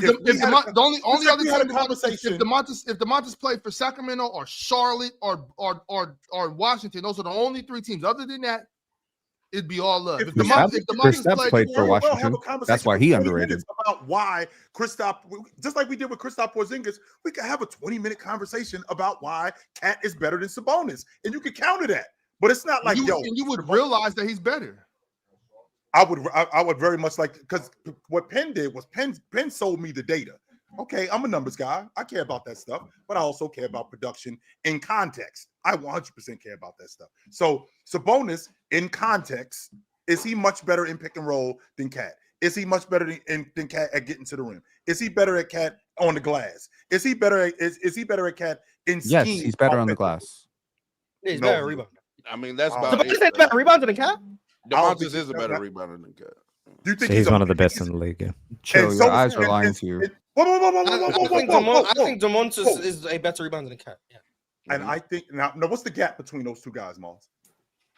I'm comfortable saying DeMontis is better. Like, Significant. I don't think DeMontis may be the best rebounder in the league right now. I don't hesitate to say DeMontis is a better. Yeah, he might be. I think DeMontis is arguably the best rebounder in the league. How many rebounders in the league are better than Sabonis in your estimation? None. Maybe At one. best, Maybe at two, best two, maybe at best. Yeah. I'm Are you looking at including Zoom. He's top Mitchell five. He's Are you including Mitchell comfortably Robinson? top five. Are you I'm including talking Mitchell about Robinson? a minute, guys. So Steven Adams That's and a Mitchell great Robinson, I'm not rebounder, though.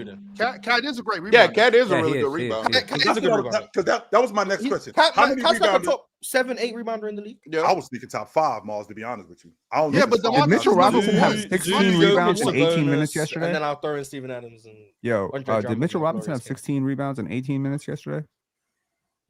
Did he? Yeah. He's doing preseason rebounds. Oh shit!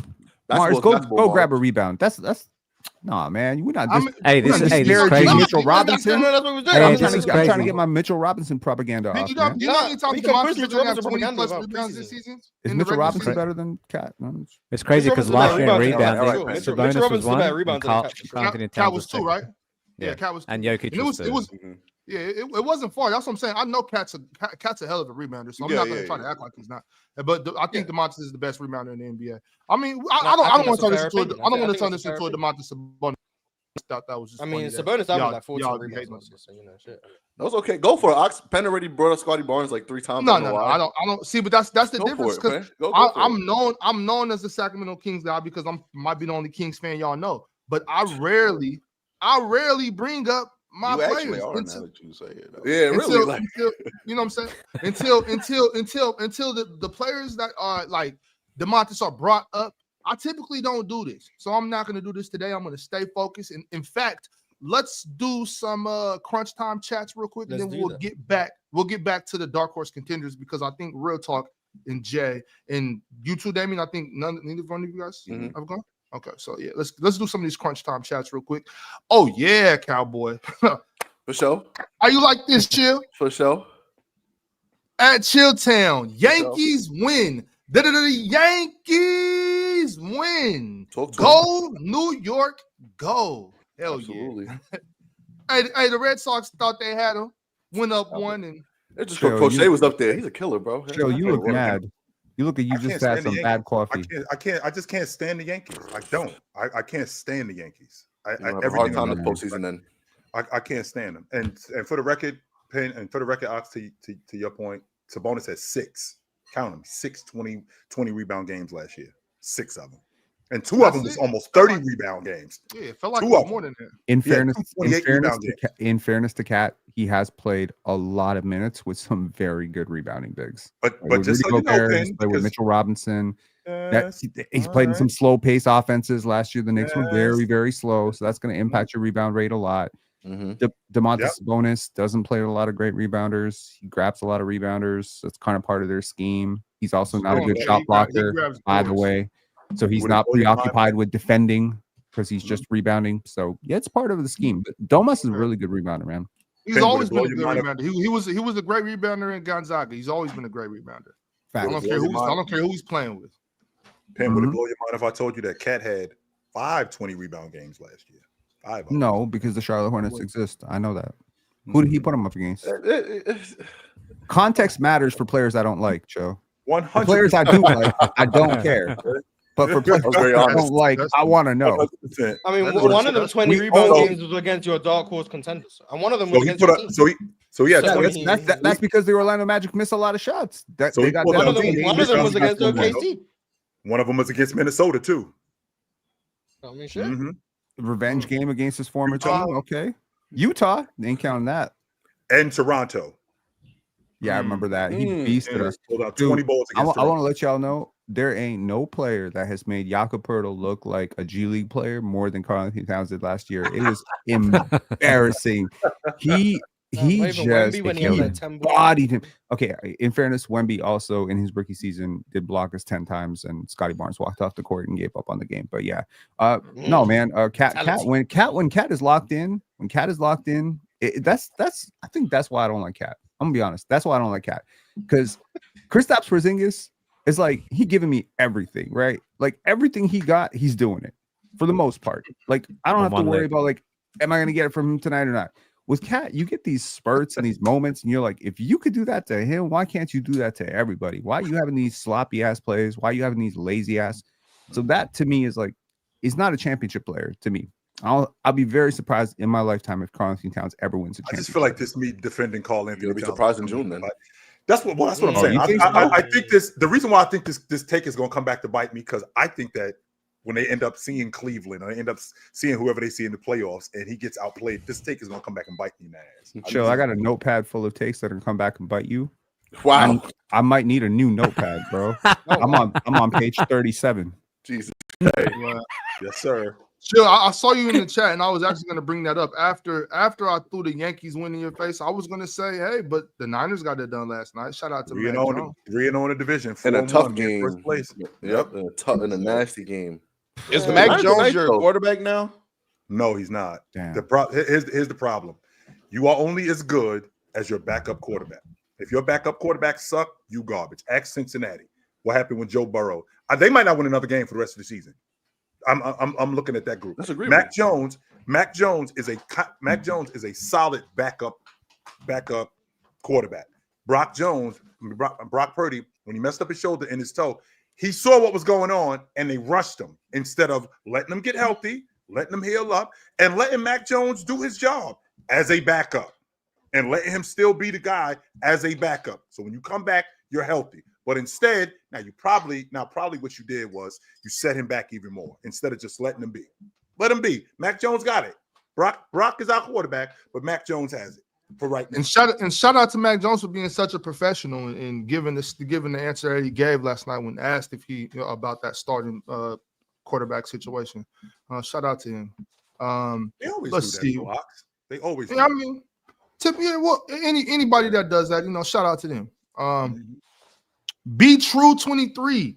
Since they count as a dark horse, I got the Clippers as my dark horse.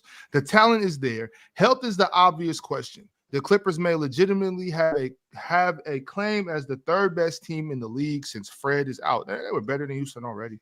They were my second choice dark horse.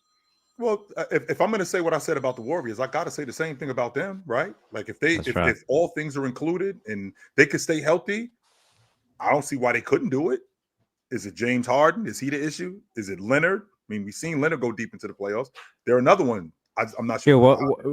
Which team has to have more go right for them? The Warriors or the Clippers? The Warriors. Because the age thing. The league is not letting this team win the championship. There's no way the league is letting the league win this. Them two old niggas fighting in the retirement home. Like, yeah, I guess. Yeah, and chill the rap. What are you talking about? Yeah, like, I guess it's whatever. Both of them old as hell, though. I do like the Clippers more, though, than the Warriors, I will say. I will say that. I like the Clippers more. I do like I just think that the Warriors, we've seen when things go right for them, what happens. There's a parade in the Bay Area when things go right for them. We've seen when things go right for the Clippers. Have we? Yeah. Actually, I don't know. Have we? That's my point. Have we seen things go right for the Clippers? We haven't. The best the Clippers have ever done is be like a really exciting league pass team. Darius Q Rich, Lob City.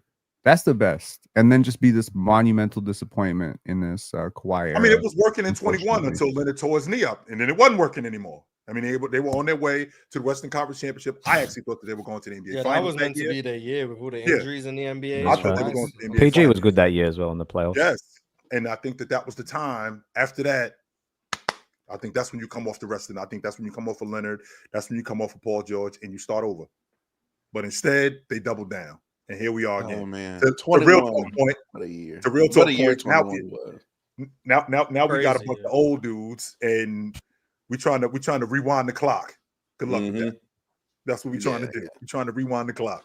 So, what's that if movie? If health was not a concern in 21, I think that's a specific year. So many narratives change about so many different players. I think Giannis still wouldn't have a championship, which then I would be up there fighting for my life if Giannis didn't have a championship. I think KD and Kyrie and Harden win that chip in 21. You think they beat the Clippers? That was the best team in the league when they played together. I don't understand why we act like it wasn't. They were unstoppable. Did we not watch them when they played together? Who was stopping them from scoring? I saw Colin Sexton stopped him in that double overtime game. Okay, whatever. But Solomon Hill diving on LeBron's. Colin Sexton, Kyrie, Harden, and KD when they were playing together healthy.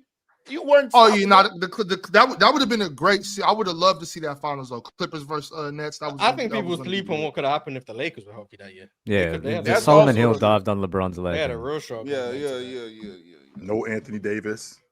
Davis. I still got Brooklyn though, but they could have. Absolutely, yeah. The way all three of them were playing at such an elite level together too.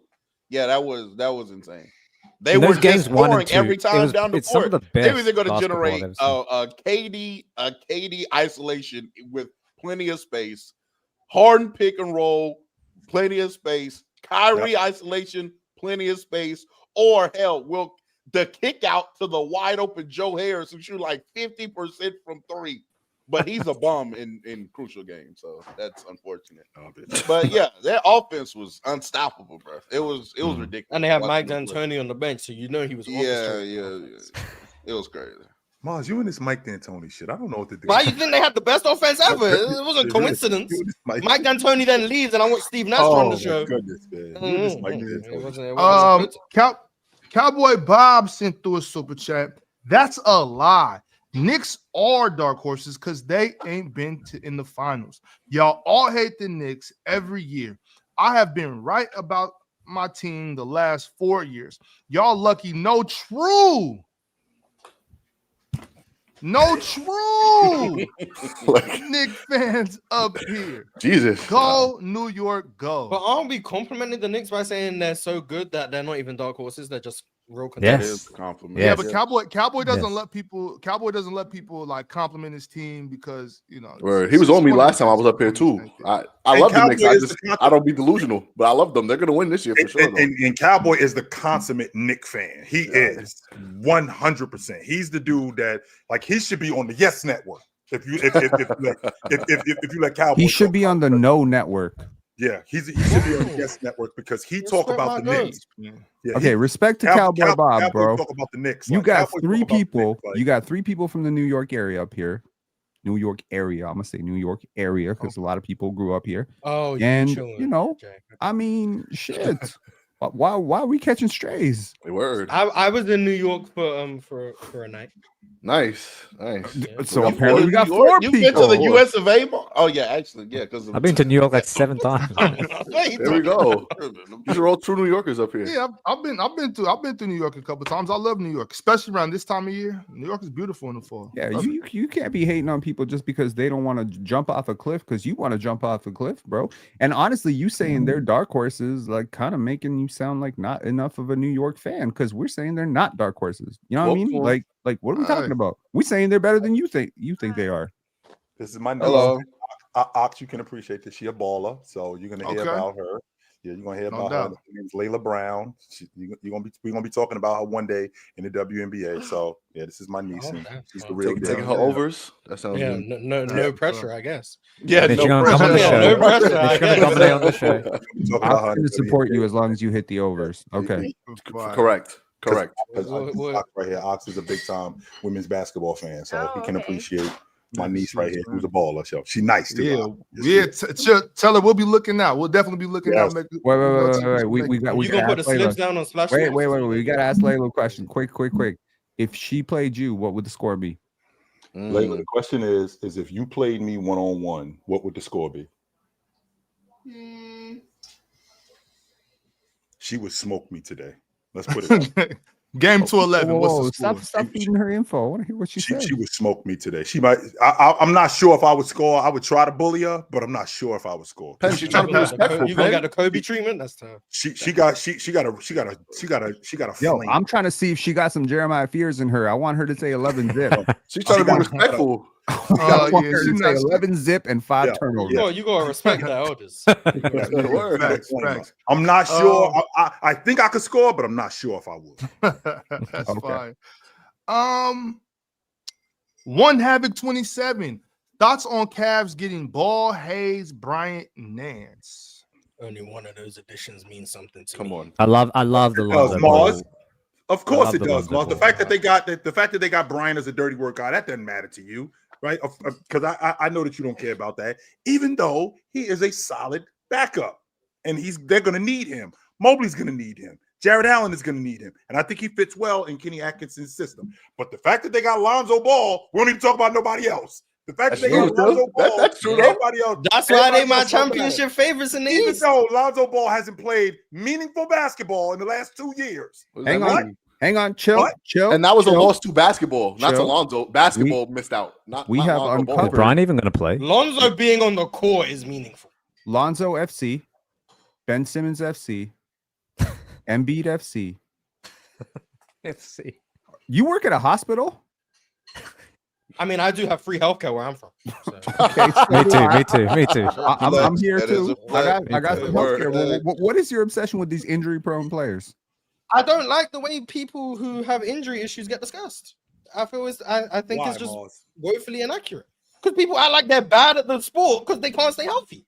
Zion FC, like Kawhi, You gotta right? go Zion FC. Kawhi, Zion, Embiid, Lonzo to a lesser degree. Ben Simmons is actually just not very good right now. I can accept that. But like people retroactively acting like Ben Simmons was never good. Like I don't like the way, because someone isn't healthy, that doesn't mean we have to then rewrite history on how good they were when they were healthy.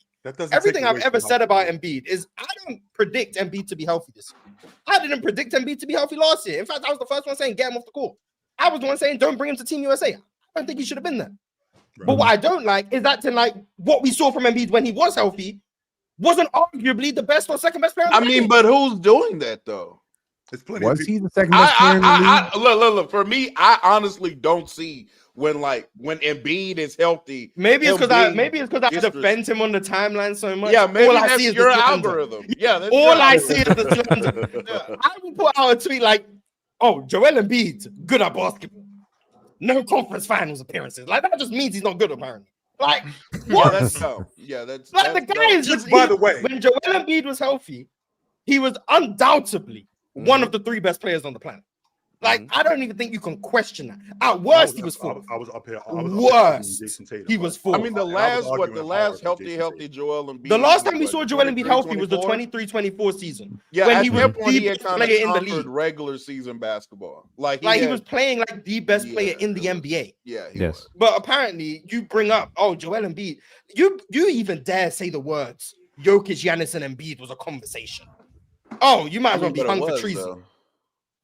But Penn, is your thing like Lonzo is not contributing? Lonzo I actually like Lonzo a lot. But this has a lot to do with the anchoring bias. Because when someone misses 2 straight seasons, people kind of just start feeling bad for them. Especially when you're not a superstar. Like if it was a superstar missing 2 straight seasons, he just doesn't love the game. But for the superstars, the elite, top 20 level players, so the Zions, the Kawhis, the Embiids, I just feel the conversation about them is never accurate to how good they are at the sport. I'm all fine saying you don't trust their teams to win championships because they're never healthy. Cool. If you don't think Philly have a shot because you're not buying Embiid's health, I'm not trying to sell you on Embiid's health because I think that would be a bad investment. If you don't think the Clippers are contenders because Kawhi is never healthy or you think Kawhi's declined because of injuries, that's cool. If you think whatever team, you think Zion is just not going to be healthy this year, cool. You have reason to believe that. But if you're going to tell me healthy Embiid isn't one of the 5-10 best players on the planet, healthy Kawhi, when we see Kawhi at full capacity, isn't one of the 10-15 best players on the planet, healthy Zion isn't one of the 15-20 best players on the planet, I'm just going to disagree with you. I just feel like people conflate them way too often. I think I hear what you're saying. I hope no one's saying that Embiid isn't a good basketball player. I hope that's not what people are saying, right? I'm not saying that. I hope you realize that. I just think sometimes, when people go so far to the right, this guy ain't never going to be healthy, this guy ain't never going to win, this guy not a real winner, etc. I wondered if you go too far to the extreme where you start filling in gaps in his career that are validly missing. And this is where I think that health is different for different players. There's certain players like Lonzo where I really have a genuine amount of empathy for Lonzo because I can see in his conditioning and his development throughout his game how hard he works. I can also see that with Embiid. I can also see that with Kawhi, right? it's a little bit different when it comes to guys like Ben Simmons. Whereas, like, yes, it's tragic that he has these back issues and stuff, but I also kind of don't like how he hasn't developed his game, and I don't like his attitude, and I don't like his entitlement, and there's a lot of other stuff there too. So I feel like when you're not available and people don't like you because you have like an annoying personality or something, I think people come down on you harder. Whereas Lonzo is not really coming out here and being like, I'm the best point guard in the league, y'all will see, et cetera, et cetera. And I think now people might look at him a little bit differently. In the league before he got hurt in New Orleans. And he wasn't lying. He was not lying. He was amazing. He said before he got hurt in New Orleans. Yep. So what year was that? 2021 maybe, or maybe 2020 before the bubble, the league shut down. He said he was playing like the point guard in the league. People have a lot of empathy for Derrick Rose. Like people have a lot of empathy for Derrick Rose. I think people like when you're injured a lot, people need you to be humble.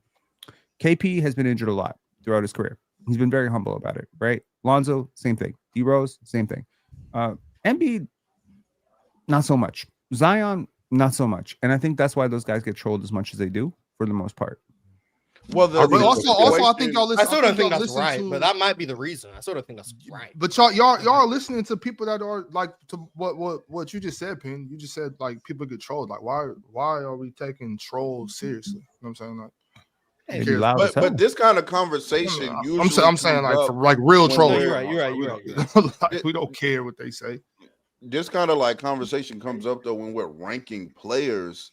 And so I do think it is fair to take into account availability when we're ranking players for a season. Like, yeah, sure, all things considered, yeah, Joel Embiid fully healthy, which, mind you, I actually believe, I don't know if you consider what we saw last year from Joel Embiid fully healthy.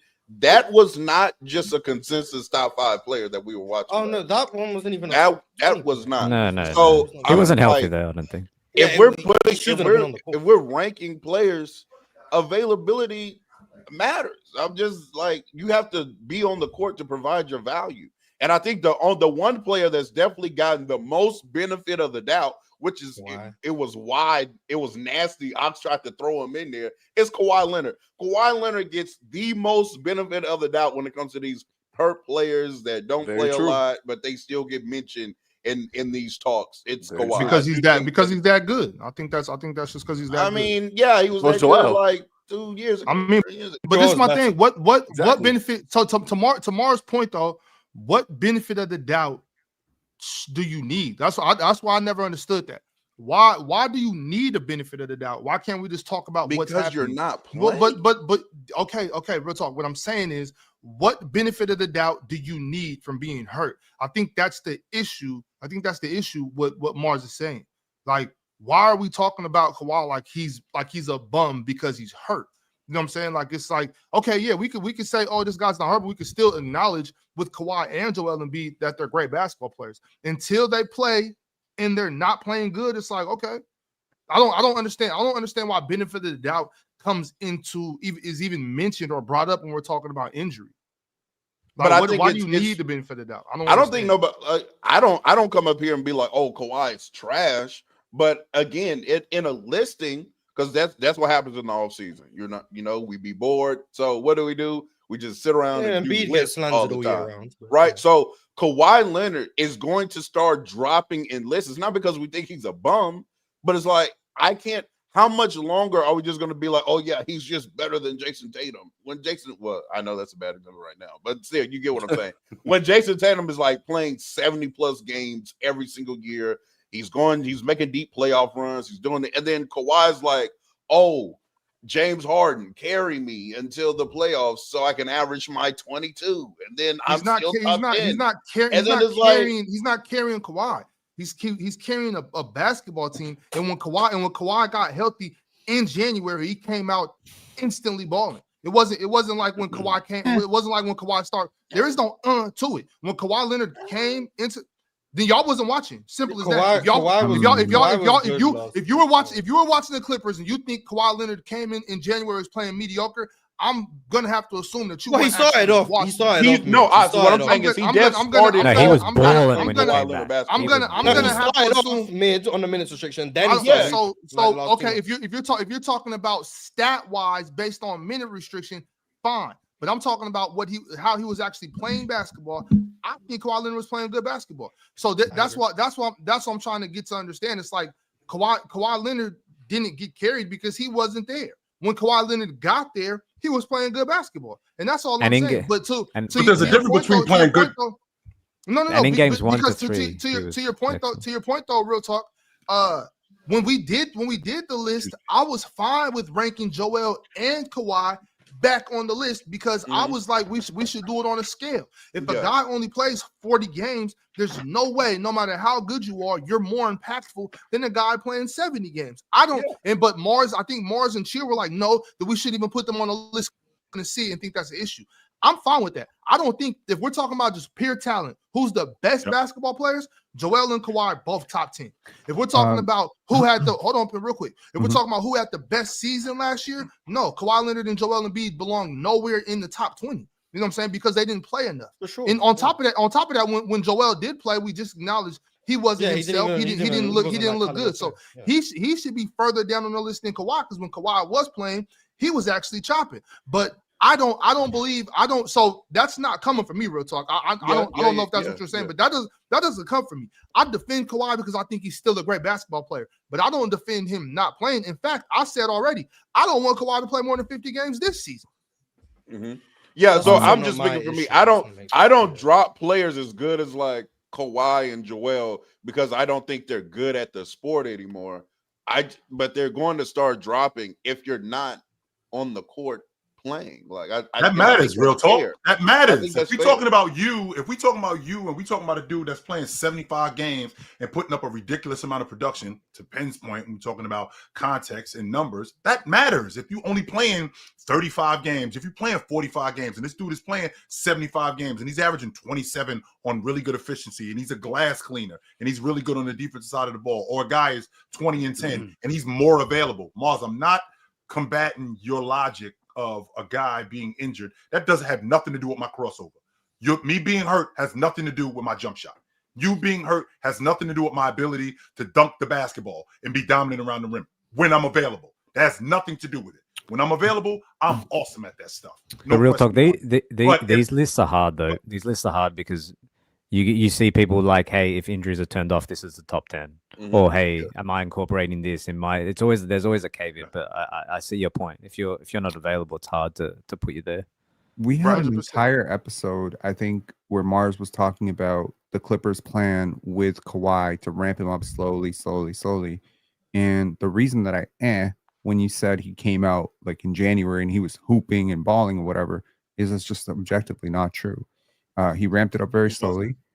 He really wasn't, Ox. And like when I say and you're like, well, to anyone who says that you didn't watch, no, problems. The reason I'm saying is because I did watch, and that's the problem, right? So to just again, you don't want to focus on the numbers because he was on a minutes restriction, but it does matter to me that one of the most efficient wing scorers in NBA history was pre-All-Star game in 15 games. He was 54.4% true shooting.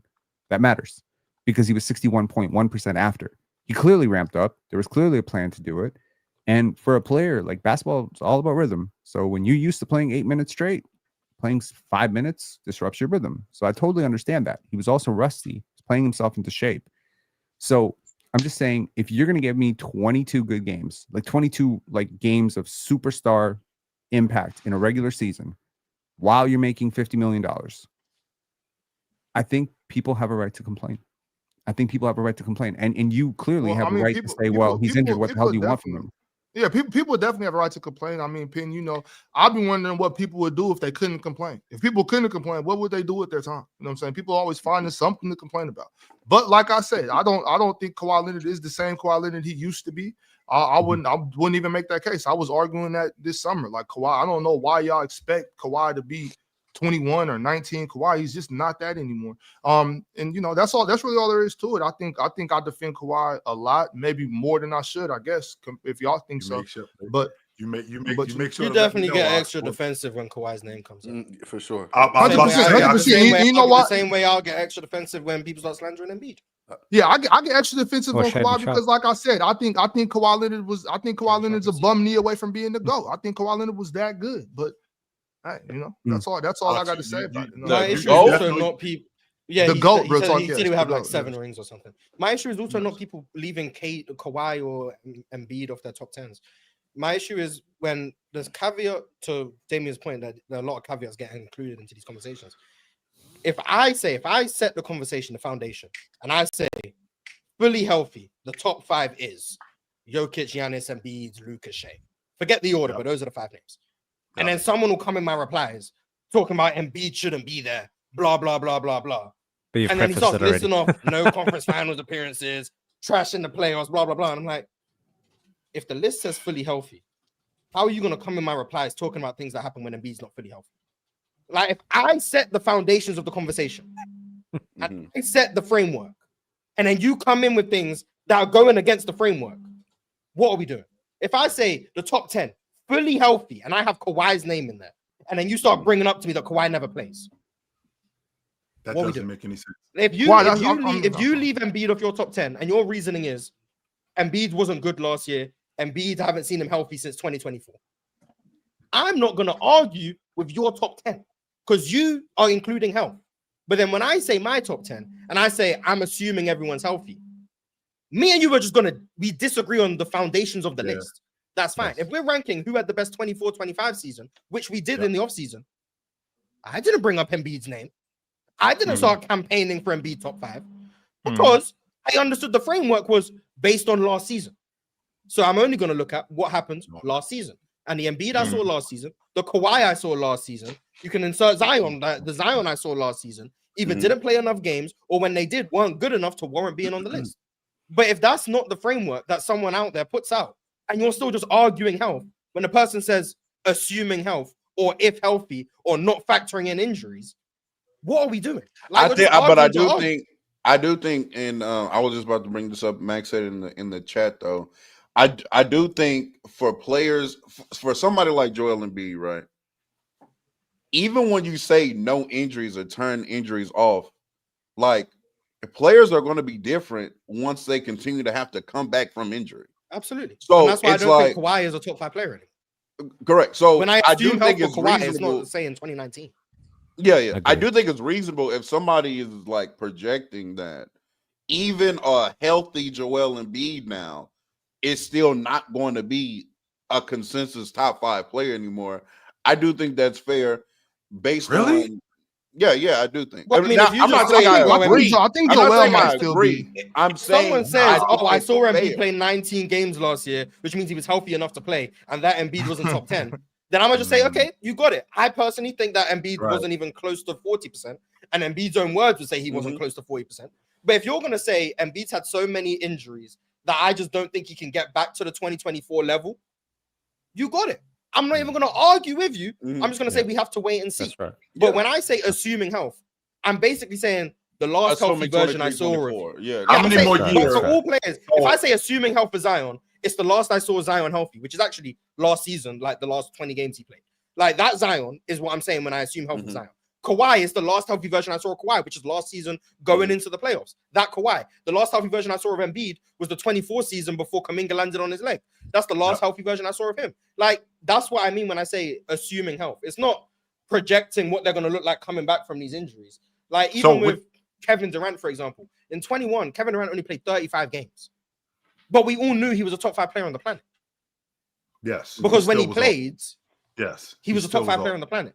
And then the next year, he only played 47 games. So it's not like it was only 1 year. It's like, no, there was back-to-back years in 21 and 22 where Kevin Durant played combined. What's 35 plus 47?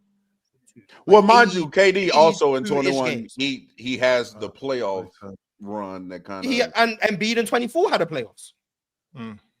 In which I'm saying, did he play like Kevin Durant in 21? No, because he didn't play as good as Embiid in the 24 playoffs against the Knicks played like a top 5 player. But see, Marz, that's my. That's a whole different issue I have, but that's a whole different conversation. Which I wanted to ask you, Embiid in the 24 playoffs still played really well. I know that we consistently. I know we got to move on, Ox, but I know that we consistently talk about barring health issues or like how much longer are we going to do this with these guys before we move on from them? That's my question. Because I mean, Kawhi Leonard, 34 years old. Joel Embiid. I mean, how many more years do you think he has with the assuming health issue? Like, how many more years before we gotta move on from Leonard? Before we gotta move on from guys like Joel Embiid? How many more years do we have? But to Real Talk's point, they will steadily move down the list as guys like Shea and hold on for 1 second, Damien. Hold on for 1 second, Damien. Buddy, dumbass. These guys don't have the same injury history that LeBron James has. You fucking idiot. James doesn't have the injury history that Kawhi Leonard has. James doesn't have the injury history that Kevin Durant has. James doesn't have the injury history that Joel Embiid has. You fucking idiot. You just talk the talk.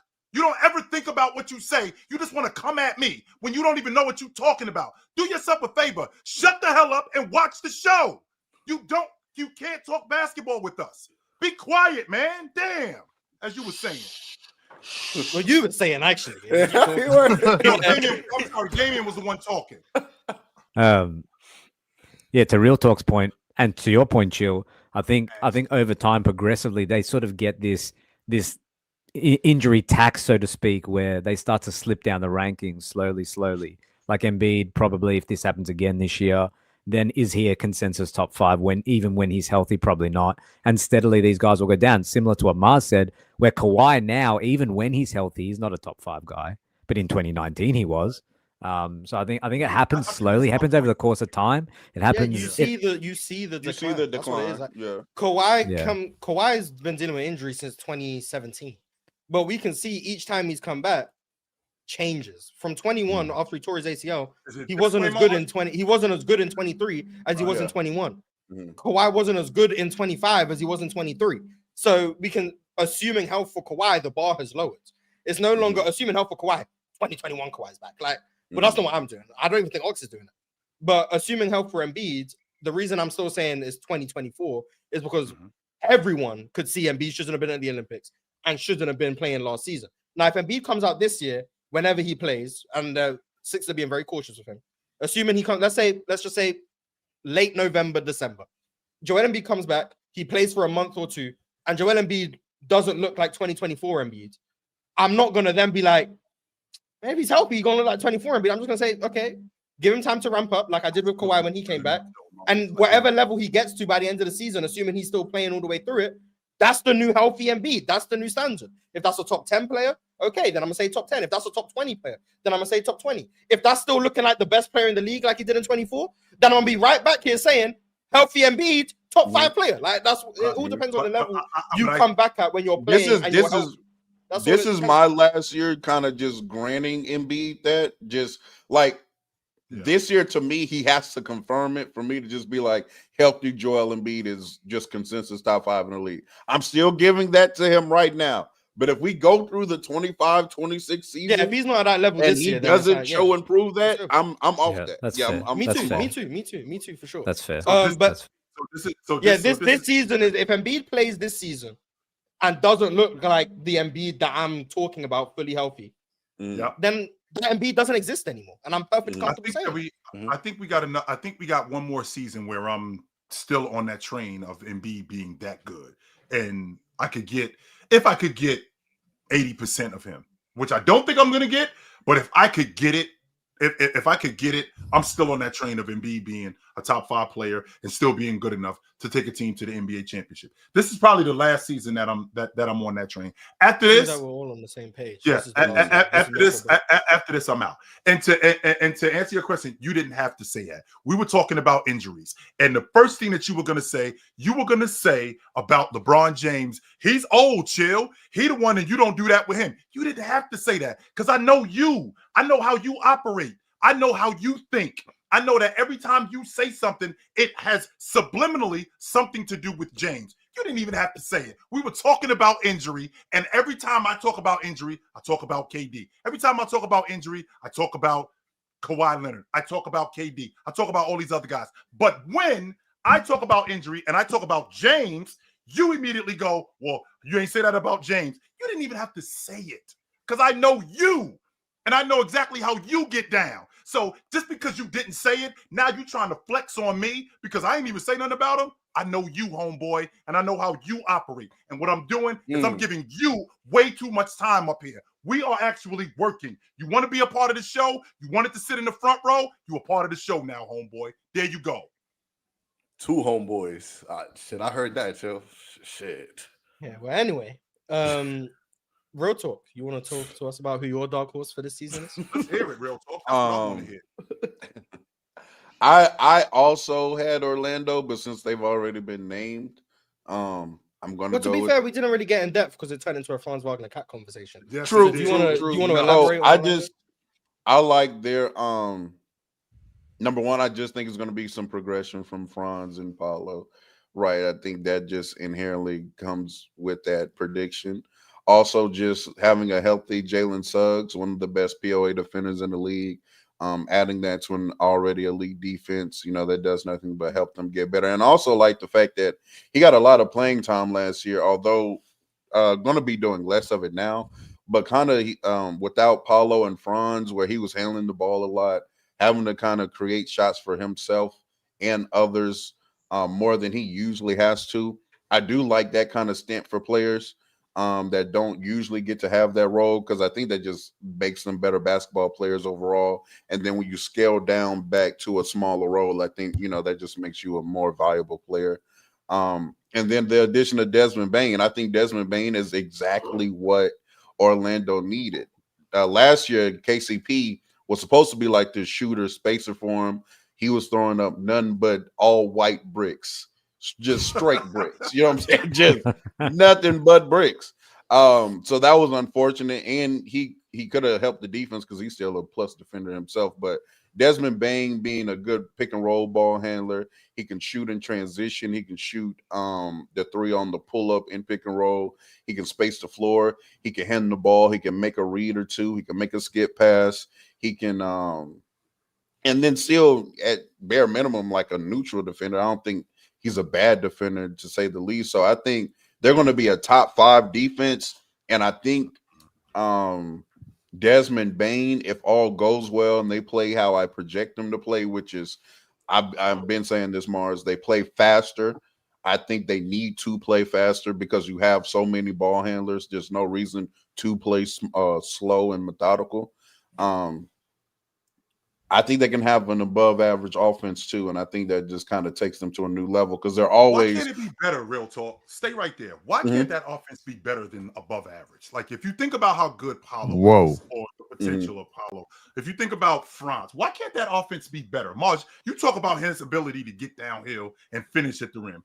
I think Paulo, if I can get that jump shot to be better and I could get that shot selection to be better, we're talking about a championship level team here in terms of a dark horse. Why can't that offense be better? Why can't they play faster? I mean, being better and being a top half. Yeah, above average would be better for them, Chill. Like, well, see, when I think about above average, the reason is they were one of the worst offenses in the league.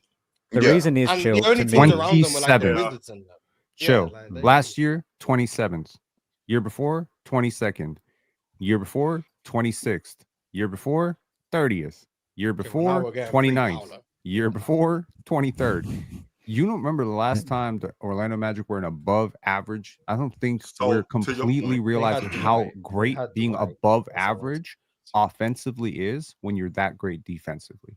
It's for two reasons, Chill. The first is they've been looking for a table setup for years, and they've never got one that can run an offense, an elite offense. The second is Paolo and Franz are not at a stage yet where they're making others better. And when your best players don't make others better, your offense as a whole struggles because guys are out of rhythm. I'd argue Franz makes his teammates better. I'd argue Paolo makes his teammates better. I'd argue Paolo not to the level where you need to be a top 5 to 7 offense to win it all type level yet. But I think they can get there. I think Bane's going to help a lot. Real talk to your point. Be that Baines is the perfect guy for this team. They needed 3-point shooting.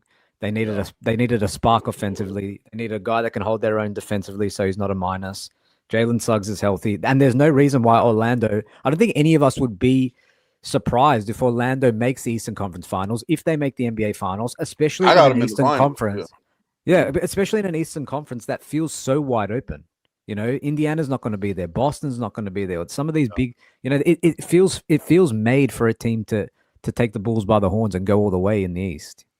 If you got them in the NBA Finals and we got an above average offense, Like which teams have we seen over the last, let's just say this decade, right? Since the 2019-20 season, which teams have been in the NBA championship? Not necessarily winning it, that their offense has just been average to above average at best.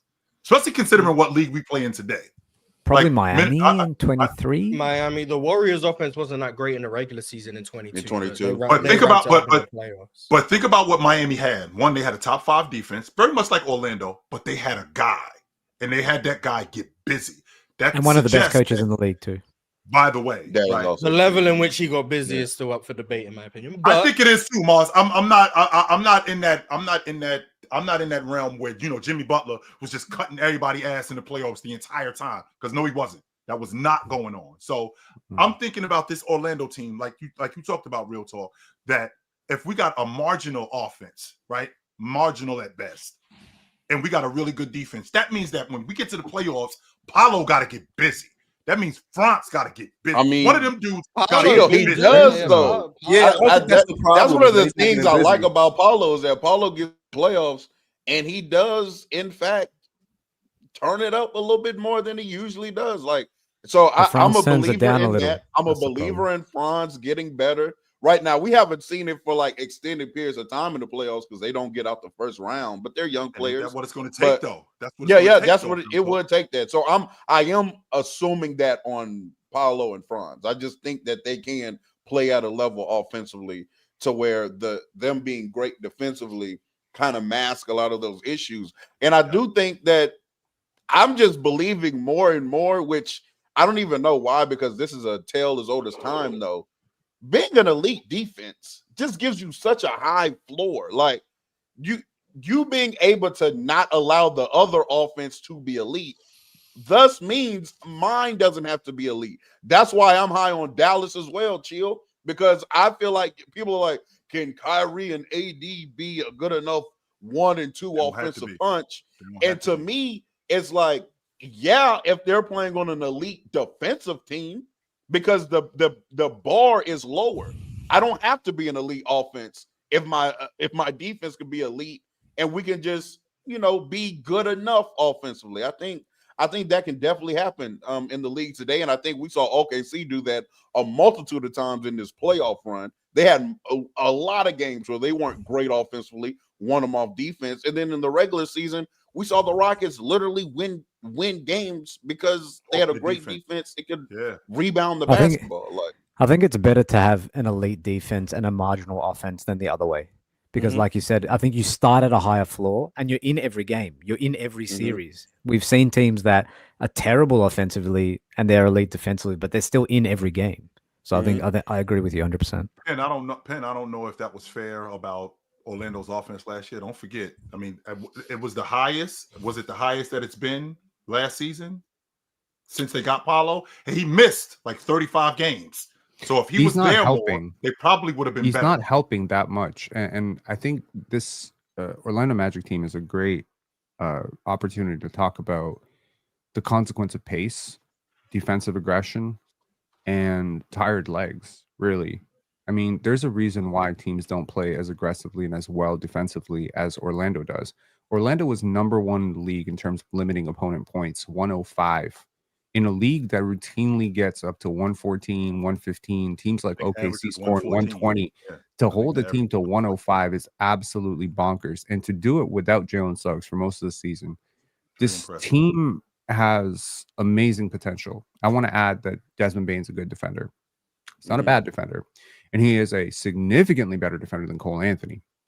Now, in terms of who they lost, I think it's important to realize that they brought in KCP to be super effective, and he was not super effective. In terms of, guys that they've lost, Caleb Houston didn't play a lot, but he played 58 games for them. And they lost him for absolutely nothing, which I didn't understand because he was one of their more efficient players. KCP, in all of his inefficiencies, was still their 4th leading guy in terms of effective field goal percentage in a very down year. This is not a team that gets a lot of clean, open shots. And part of that is because of their spacing. A huge part of it is due to their pacing. I think part of it is due to their defensive aggression because they're very tired a lot. But I think a lot of it also has to do with the fact that they don't have anybody who can consistently counter the defense. So you have an opponent's defense, right? What's your next go-to after a Franz post up or drive or Paolo post up? Like, where does the ball go? It just gets very dull, very stagnant. It's way too easy for teams to gang up on Paolo right now. I think they're thinking that Desmond Bane makes a lot of this easier because you now have a third point of the offense that you can go to. But I also think that that's where we're missing too, Penn, because we do this a lot and we do it subconsciously and we don't even recognize that we're doing it. We see these guys for what they were, not expecting them to improve. Like everything that you just told me was based on what you saw from Paolo last season. Paolo been in the lab. Paolo was getting better. I don't expect to see the same Paolo last season, this season. I expect to see a better shot creator. I expect to see a better decision maker. I expect to see a more efficient guy. Now, yes, Marz, I can't argue that the numbers tell me when a guy is in year 4, year 5, year 6. This is probably who this dude is, right? But I can expect improvement. And I think a lot of times what we do when we see these guys, we base it on only what we saw and not what we can possibly be getting.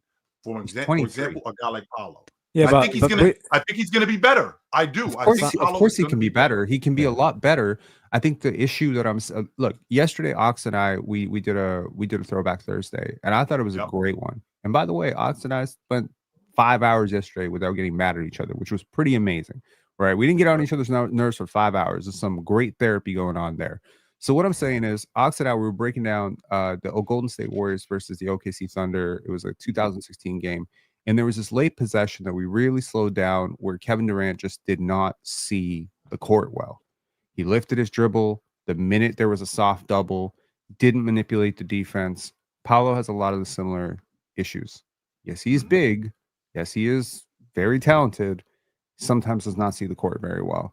Franz has similar issues as well, which I think is partially what someone was saying up here when they said they're not at the level where they can make their teammates better. Yeah. Desmond Bane is probably a more advanced playmaker than both of them. That should stabilize their offense. They just haven't had a guy who can consistently create really easy looks as a 3-level scorer.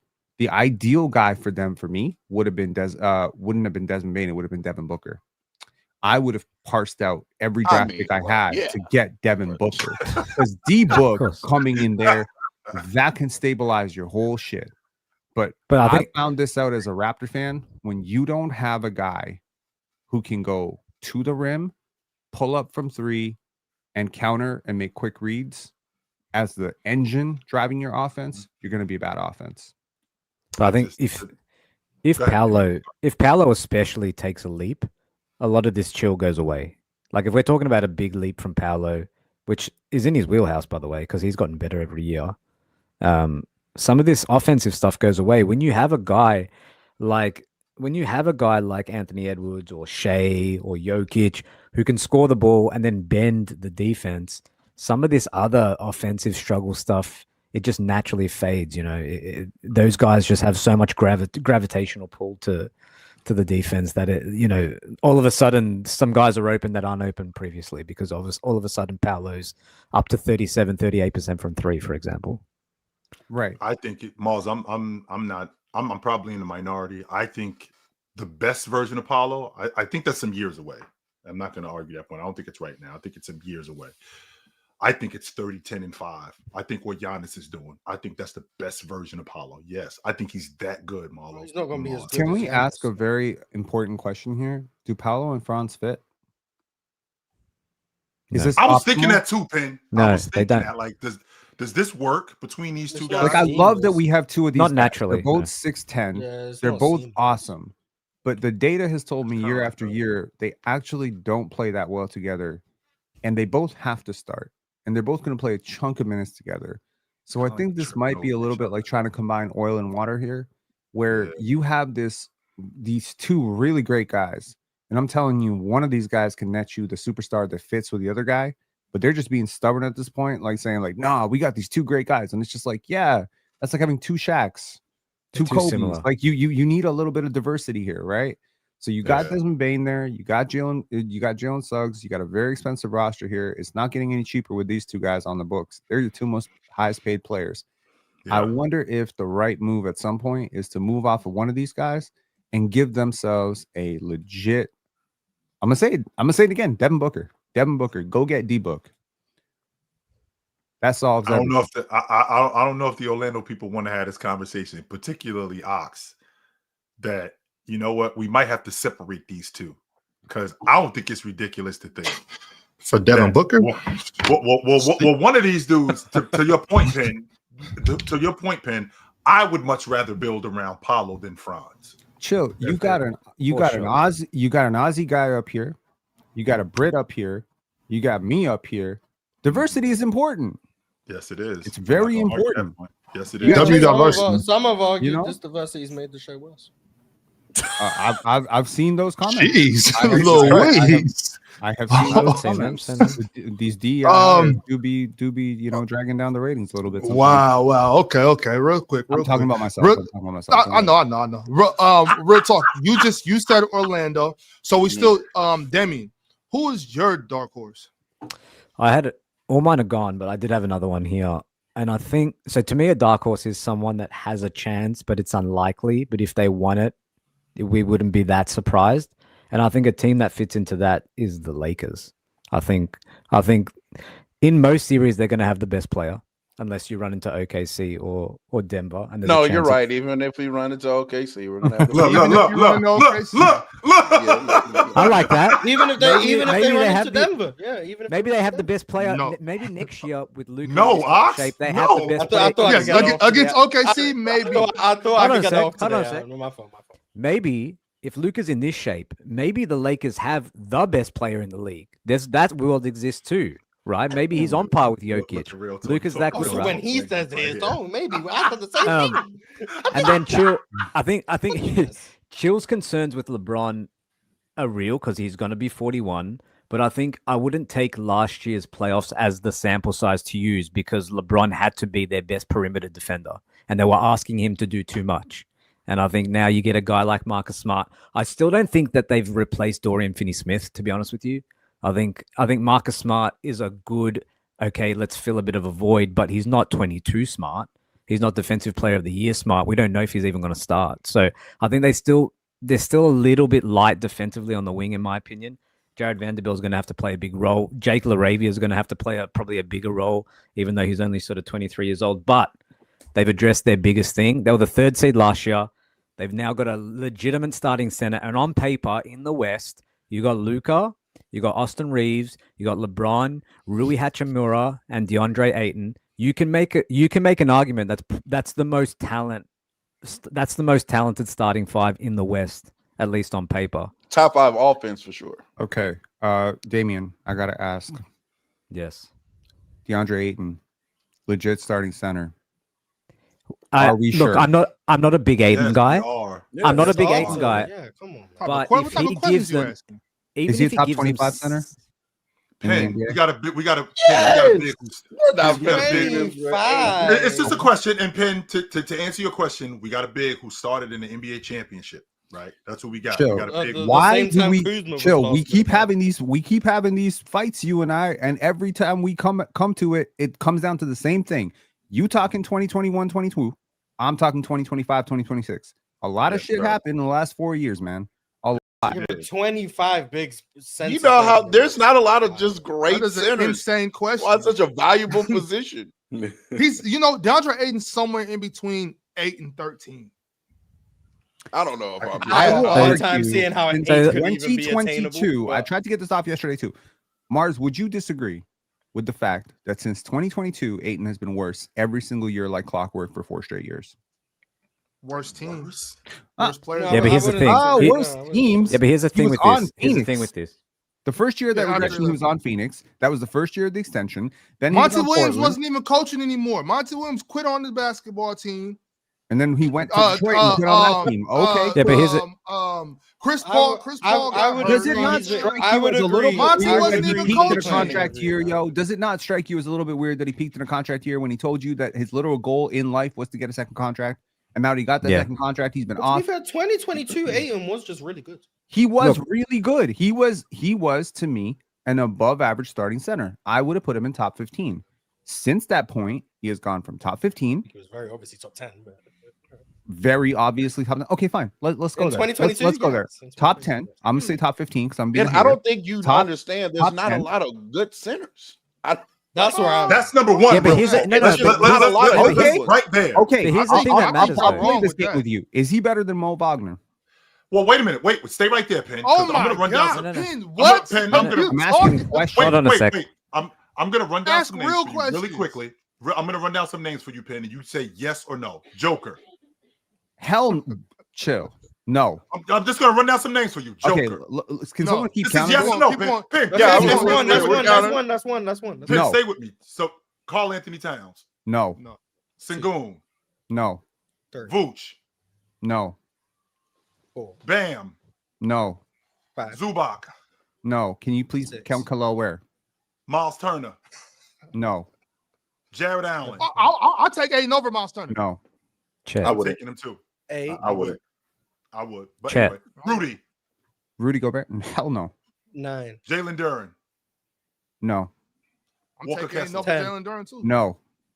11. Valanciunas. Yes, come on, Penn. Let's not be ridiculous now. And okay, we're at 11. Keep going, Chill. We're at 11. Sabonis. No. 12. Klingon. No. 13. Claxton. No. 14. That's a little ridiculous. No, it's not. Come on, Penn. All right. I mean, wait. No, it's not. Hold on a Respect second. Nick Claxton. We're going to acknowledge Ayton's decline year after year. Claxton's decline in the last 2 years. By the way, Claxton's been declining in the last 2 years. Did you mention Wemby? I was about to say Wemby. Shooting guard? Okay. Why would you mention a shooting guard? Yeah. We talking about center, bro. I know how you feel about Wemby. I'm throwing names at you right now. Wendell Go ahead. Carter. Wendell Carter. I'll take Wendell. Zach No, Penn, and I'm the highest person Zach. on here on Wendell Carter Jr. And no, you're not taking him over DeAndre Ayton. Yeah, but here's the thing. We're at 13. Chill, let's stop. This Penn is being. Did he say I'm not Zach? being disingenuous. You ain't brought up. Hold on. You ain't brought up Khalil Ware. You ain't brought up Jakob Poeltl. I would take them over him better easily. than Jakob Poeltl. You're crazy. You're legitimately crazy. You're crazy. If you think he's better, you think he's better than a guy who just signed for a $27 million extension, I don't care how much he got versus a guy who the Portland Trailblazers are paying to go away, I think y'all are stuck in a time warp, and I need y'all to come up to my level. To go away because of the young guy they have another young center now. Yes, That's why they're him to go He is a away. mid-range heavy basketball player. He is not a good defender. He is not a good switch defender. He is an overrated rim protector. What the hell are we talking about? Still, do not engage. Why You gotta you not move better on. than Wendell Carter? As I was saying, Bring us back to earth, please. It doesn't matter if you like DeAndre Ayton. It doesn't matter if you think he's good, if you think he's top 5, you think he's top 20. JJ Redick refused to play a center in the playoffs last season, and Rudy Gobert looked like Wilt Chamberlain. Okay? So the Lakers now have a legitimate starting center, even if Ayton gives them what he gave Portland. Of all time. Which is 16 game, real talk, than you saw. Did you see a more embarrassing Laker game, real talk? That was so embarrassing to watch. Go. He said before I go to he said Gobert go for 28 and 23. Yeah, maybe Rudy Rudy hasn't been an all-star as well in 2 years. It's not like he maybe he's Rudy guy just that's make sure we clear, real maybe talk. you guys He just- said before I go with Jackson Hayes, I'll stick with this 5. He said that. Yes. Before I go with Jackson Hayes, for at least 5 minutes, I'm gonna stick with James at the 5. That's what I'm doing. That's right. You know what I'm going to do, Chill? I'm going to work on a list of centers that are better than DeAndre Ayton. Please come to me at the end of the show. I'm going to fire it off real fast. This is what I'm doing. I mean, that list is going to feature Wendell We'll Carter Jr., so I mean, I guess. That's so a even if DeAndre Ayton gives them what he gave, let's assume that he gives them what he gave Portland, which I believe is 16 and 10. Oh, they ain't winning no championship if he gives them that. They're not going to. It's a significant upgrade for a team that finished 3rd in the West last season. And you can make a case they got significantly better this offseason by getting a legitimate starting center, and they still hang on to Jackson Hayes, who was serviceable during the regular season, right? If they get enough defense, if they get enough defense and LeBron doesn't have to do ridiculous things at 40 defensively. This could be a team if Luka stays in this shape. Would any of us be surprised if Luka's gone crazy that the Lakers make the finals? Maybe they run into a Magic team that's not ready. I would be. MVP Luka. I see the avenues. It can happen. Jay, let's get your dark horse. We are one wing away. I'm telling y'all. We get Yes. Andrew Wiggins. Yes. We get Andrew Wiggins. We're Man, going. call up Yeah, Brooklyn and but go Pat- get Hayward Highsmith. Pat Riley Yes. already told y'all. Hayward Take rocks. Highsmith. He's a wing and he plays defense. Go get Hayward. Pat Riley not helping out, y'all. Yeah, he's not. Pat Riley Yeah, He's go not. call up. I Brooklyn don't- and I get don't Hayward blame him. Highsmith. There you go. He's not. But Jay, let's get your dark horse, bro. Everybody already took the ones that I would have said, but I want to go back to Chill because my only problem with what Chill said was that I didn't go first because I was going to say the Warriors. The Warriors shouldn't even be a dark horse in my opinion because you should have the Warriors as a contender every single year. Marz, don't start with me. You should have the Warriors as a contender every single year. When you have a top 5 player of all time on your team, still in the prime of his career, still able to Prime. Okay. Right You over the think hill. Stephen Curry the second is in his prime? Right over the hill. Right over the hill of his prime, right? Like coming off of it. We're Right, going this way. But Barely. You don't respect Steph Curry's not- prime enough. That's all I've just heard. and you have Clearly not. Draymond, a top 10 defender in the league, and you have guys like Jimmy Butler, and you have I personally see Pods taking a small leap this year, just the amount of leap that they need for him to be serviceable. What's a enough. small leap? What's That's a the small first leap? I've ever heard of a Brandon Pajimski. Thank you. What's a small leap for Pods? I'm not I on think- pods. I'm off pods. I'm not, right? And I think that Pods just has to be a better decision maker. I think his shot selection is just really what deters him from being a guy that's serviceable for them to win a championship, and I think he's going to improve on that. And if JK makes the leap that last time I was on here, everyone was talking about JK was going to make He it. doesn't even want to be there. Hey. That's not what he said. I heard him at media day. His exact words were he wants to be there long term. So we have to he's take what locked he in. says He's locked still. in. Yeah, he's Not locked what in. we think, but that's He what said the he man doesn't want to get said. traded in this. He said he doesn't want to get traded during the season. He's a grown man. He said he wants to be there long term. That's what, Yeah, that's what we he said. all lie sometimes. I mean, Yes, we do. Absolutely. I mean, I be lying up here. I 5 gotta days take a week. a Yeah. man and what he tells I'm me. gonna say what looks good in front of the camera. Real talk. That But in man reality, told me that's he really wants to not be what there. you're That's saying. what he said. He really Yeah, want to say the Warriors. They ain't paying me. Get me the out of here. He That's could what have said really that. wanna say. He could have said that. People have said that. But I can't say that in front of people. I He can't. could- he- That's how I he- really feel. Some people have said that. Jimmy Butler has said that. Like people have said that to other people. Jimmy Butler Everybody might not say Jimmy that Butler. Jimmy Butler's a different dude, bro. But to my point, right? If these He has pieces less are in rings than place, Kuminga. there's no reason. There's no reason the Warriors are not a contender and in the finals playing the Knicks this season at all. There's no reason you don't see that. There's no reason. That's All I heard was you it's disrespecting what- prime Steph Curry. That's what. no. He's right What- off his number one. prime. He's still there. The He can still reason, do what he does. the reason why is because they're ancient, Jay. That's the reason. You said We saw. Hold on. What- We what- saw the Spurs. We saw the Spurs when they were ancient. Give LeBron a run for his money and beat them in the final. Let's be serious. A prime LeBron James. That One was of a the prime greatest- LeBron. That The was- greatest version of LeBron James outside of 2018 that we've ever seen, and we saw the Spurs do the same thing. So what are we Yes, we talking did. about? That I mean, they're ancient. according to Jay, that was just D Wade right off this point. But I think we're playing in a different world now than 2014. and not only that, we're talking about. Go ahead, Damien. I was about to say to your point, like you made a good point yesterday, which is we're living in a young man's league now. I think those days, if you go back and watch, I actually went back and watched that 2014 finals. The spacing, it is disgusting. it's awful. It's absolutely disgusting. Go ahead, Jill. Sorry. So to your point, that 2014 team, they were ancient. They also had a really good young guy on that crew. They had a really good young guy on that crew in Leonard. He was really good. Oh. Yeah, don't leave that dude out. I'd like to. Like, Jonathan Kuminga versus Kawhi. Is that not coming? Stop. Okay. Stop. I'll go that far. Stop. I'm not that Thank you. optimistic. I'm not that optimistic about JK. And Marz Tim is Duncan. tired, y'all. That's okay. And Tim Duncan was the oldest, right? And Tim Duncan was the oldest, and he was over the hill at that point. I think he's a lot more ancient than Curry. at right, this point. exactly. So I think definitely Curry is offsets the fact that they don't have that young guy. But here's the difference. Like here's the difference. The difference is Tony Parker wasn't ancient at that point. I mean, he was getting there, but he wasn't ancient. Tony was still good in 2014. Neither is Jimmy Butler. 100%. Neither is Jimmy Jimmy Butler. Butler is is not ancient. He's 30. No, Jimmy Butler. was Jimmy really good for Butler. a long time. Jimmy Butler right now is better than Tony Parker in 2014. Thank you.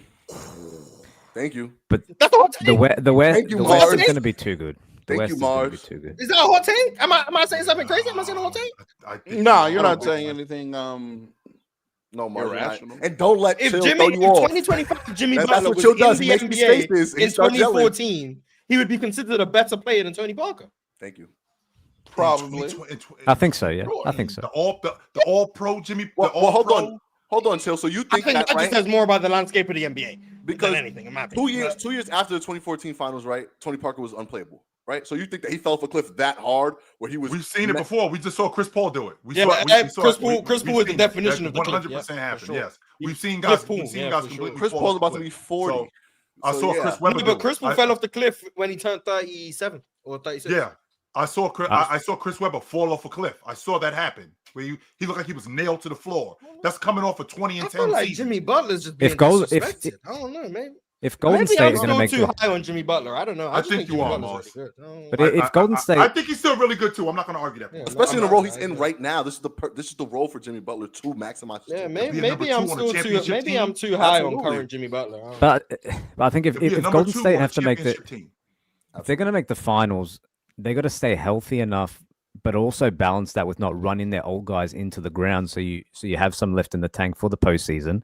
They got to seed high enough, so they probably need home court, and then they're probably going to have to get a little bit of luck because I didn't see them going any higher than sort of the 6th seed. So that means that you're going to be playing Houston or Denver or OKC, and they can beat Denver. Rewind, Damien, because I want you to stay right there. Okay, as the 6th seed, how many wins is it going to take me to get to the 6th spot? 50 wins. 40. I think you're going to have to be around 52 to 53, I'd say, in the West. So to be a 6th seed? Yeah. Oh, so let's just say for the sake of argument that's true, Marz. Okay, let's stay right there. So, Damien, if it's going to take me anywhere between, let's say, 48 to 52 wins to get to the 6th seed, that means that Horford, buckets, Draymond, Steph, we're going to need these dudes on the regular. There aren't going to be many nights off for these dudes. And that's where the age logic comes in. That's why I'm not as high on these dudes as I would be. Especially and to your point, is there any days off in the West? No, it's not. Except And when you try to compare it to like those older San Antonio teams, they were able to rest their players and still win games. I don't think, like throughout the regular season, I don't think the Warriors have that kind of privilege on their roster right now to be able to do that. And even like the Al Horford edition, like Al Horford, yes, is still very good, but Chill will know this because he also watched a lot of Boston because of Tatum, just like I. They were able to sit Al Horford a lot throughout the season just because, number one, the team is that good. And then you still have like Luke Cornett could definitely fill in at the center spot and provide value and stuff like that. So, like, I don't know. Al Horford isn't just going to be able to just sit out the game just because we're good enough to still win, because you're going to have to rack up wins to even get to the playoffs in the West. So I think that's now if they were in the East right now, I could hear the logic because the winning threshold would be smaller or lower rather, and they could get through that gauntlet over there. The 6th seed got you in the Eastern Conference last year. In the Western Conference, the 6th seed, it took 48 wins to do it.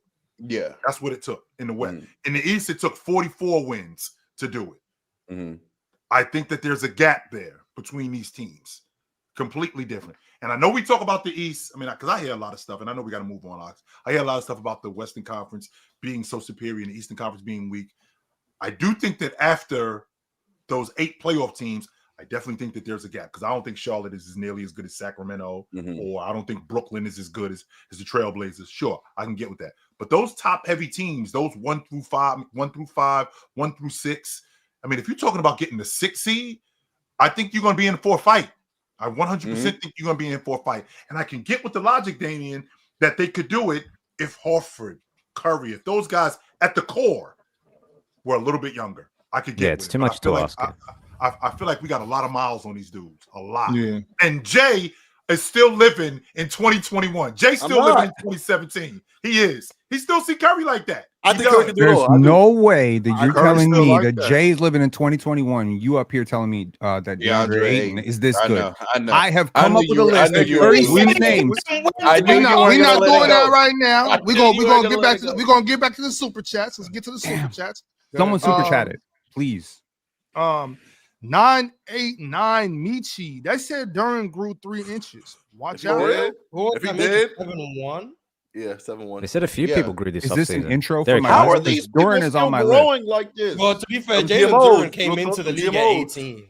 Yeah, he's So a kid. Jalen Duran is only like 21 right now. Yeah. Yes. Some of these guys are young though; they can still grow. Goodness gracious. Yeah, And if for he sure, did, watch for out sure. for Detroit, man. He grew another 3 inches and had my bae out there on vacation not too long ago. I don't like that nigga. Yeah, I don't like that nigga. Got Angel Reese out there and then nah, bro. Come on now. Christos Karasalis. Does Cat playoffs highs not move y'all? Cade, Hallie, Evan Mobley. Do we see Hallie's playoff pass? Yeah, he was possessed. That was yeah. He was getting His busy. moments, Yeah. playoff moments, I would say. Hallie's playoff highs are kind of Yeah. different.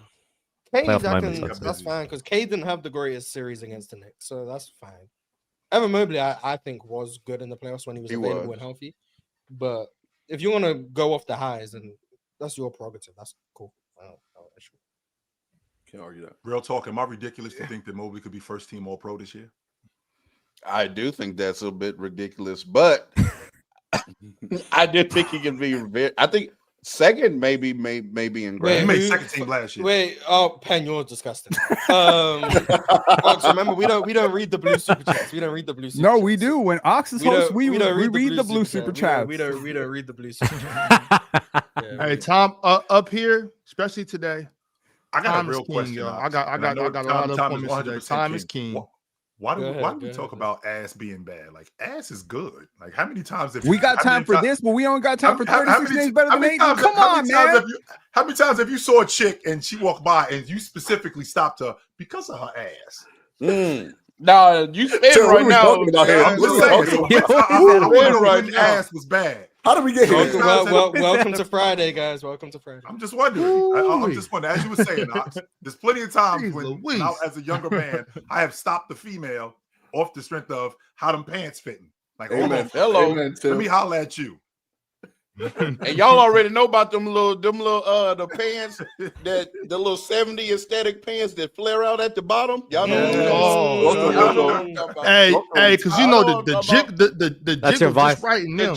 gigawatts on that thing is what? Gigawatt. Shit. Oh, can we let me trademark that? The gigawatts. Focus.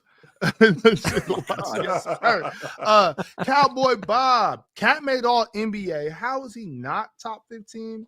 What the hell? Also, 70 plus games.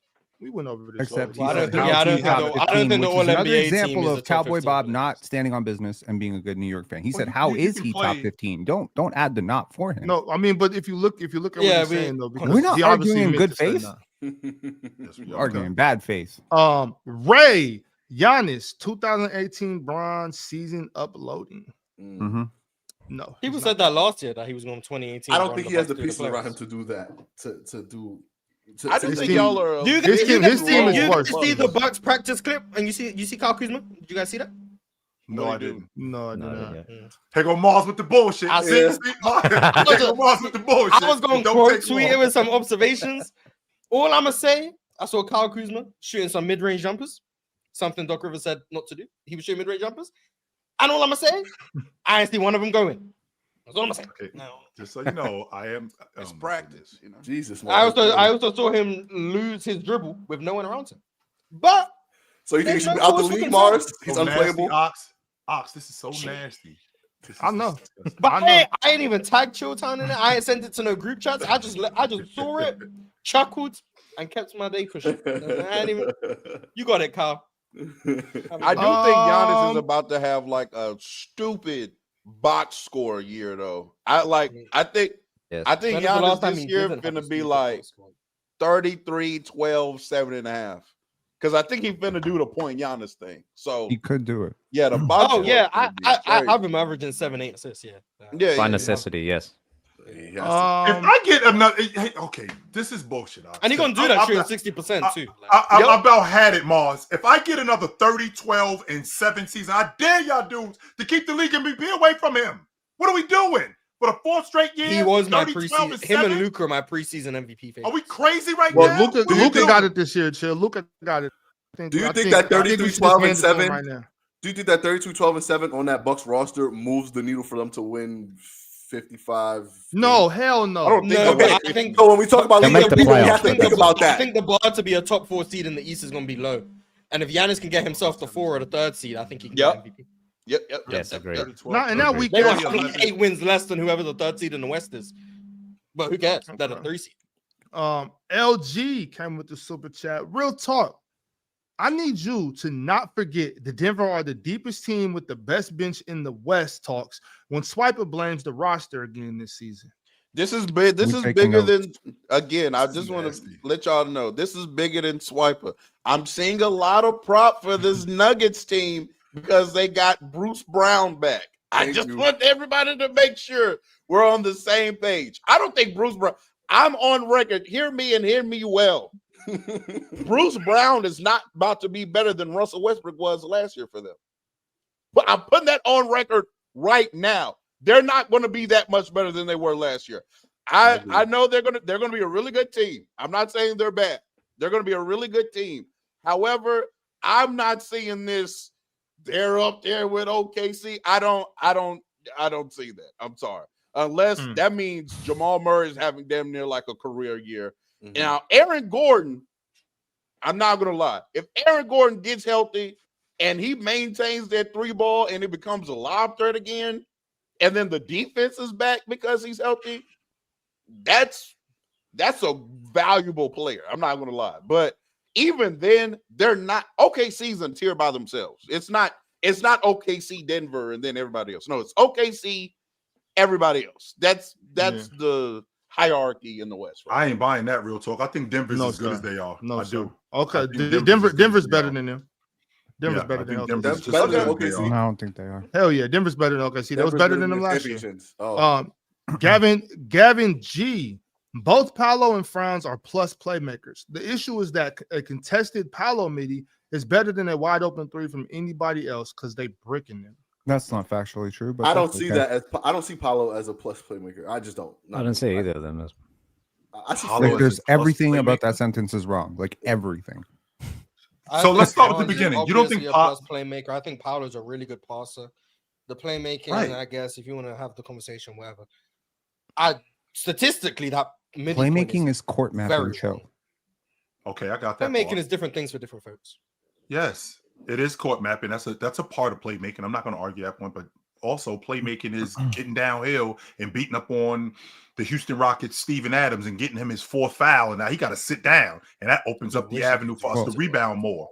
Right, that opens up the avenue for us to rebound more and get second chance opportunities because now their best rebound is off the floor. That's playmaking. Playmaking is being at the rim and blocking shots. I understand what you're saying. I understand what you're saying, and the Orlando Magic are assuming that the issues that Paolo and Franz have had a lot to do with the other 3 players.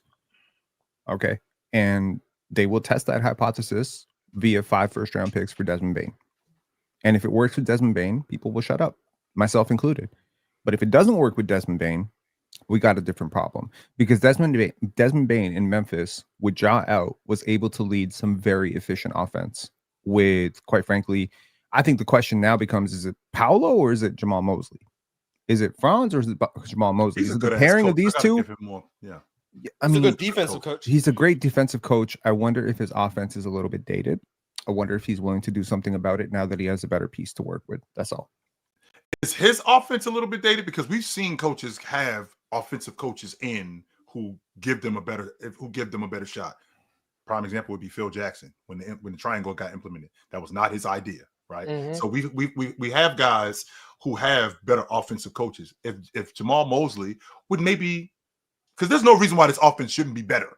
Considering the talent, there's plenty of reasons why, and we've outlined them for you. They don't have a complete 3-level scorer with like offensive versatility. They have a lot of non-shooters. Their most efficient scorers are their stretch bigs, and there's a reason for that. People just pack the paint. against his team. Yes. And also, I really do think that there needs to be like an appreciation for the human component of locking up on defense and hitting jump shots on offense. There's a reason why a lot of teams don't go balls to the wall defensively, because it leads to short jumpers offensively. And, you know, I was going to bring this up when y'all were crashing out when I was off a little bit, you know, about this concept of like role difficulty. There are certain players who just have a really difficult load on defense. They have a very difficult job. They guard the best player every single night. And then we judge them because they don't shoot that well, right? And I just think that you need to factor in what Franz has to do defensively. Okay, sure, Marcus Smart, but I think a lot of his issues are. I'm not factoring that in. I'm not factoring that in at all. These are world-class athletes.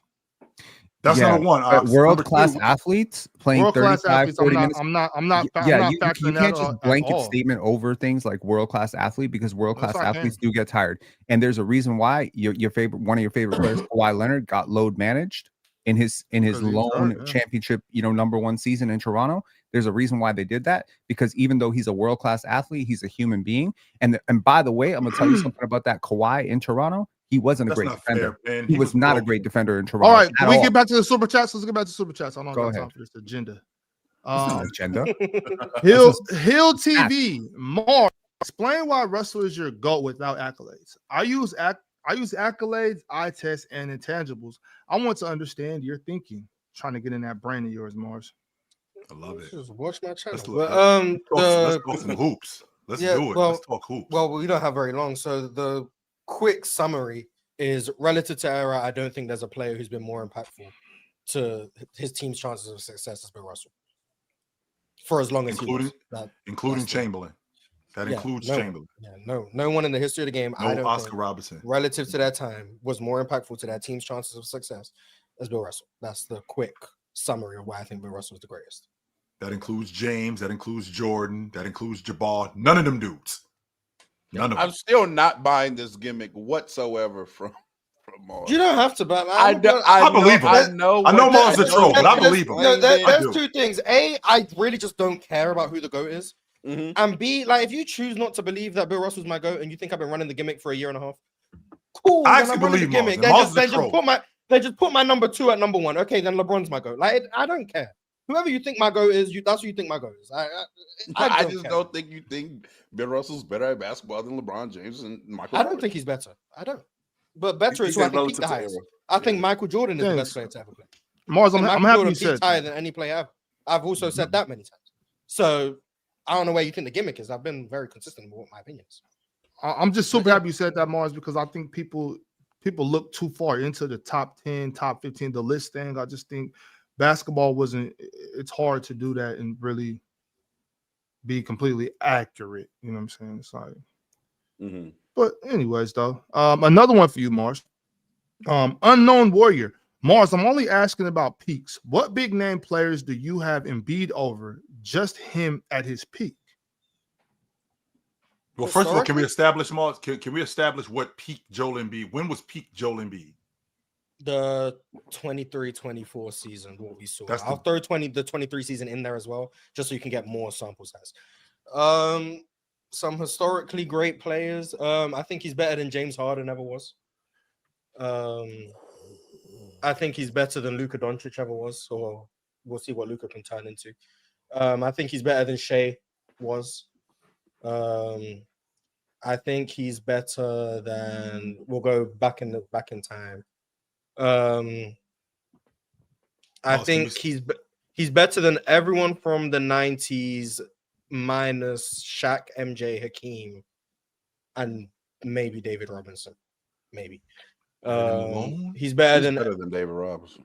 Absolutely. I'm fine saying that. He's better than everyone in the 80s except Michael Jordan, Magic, and Birds.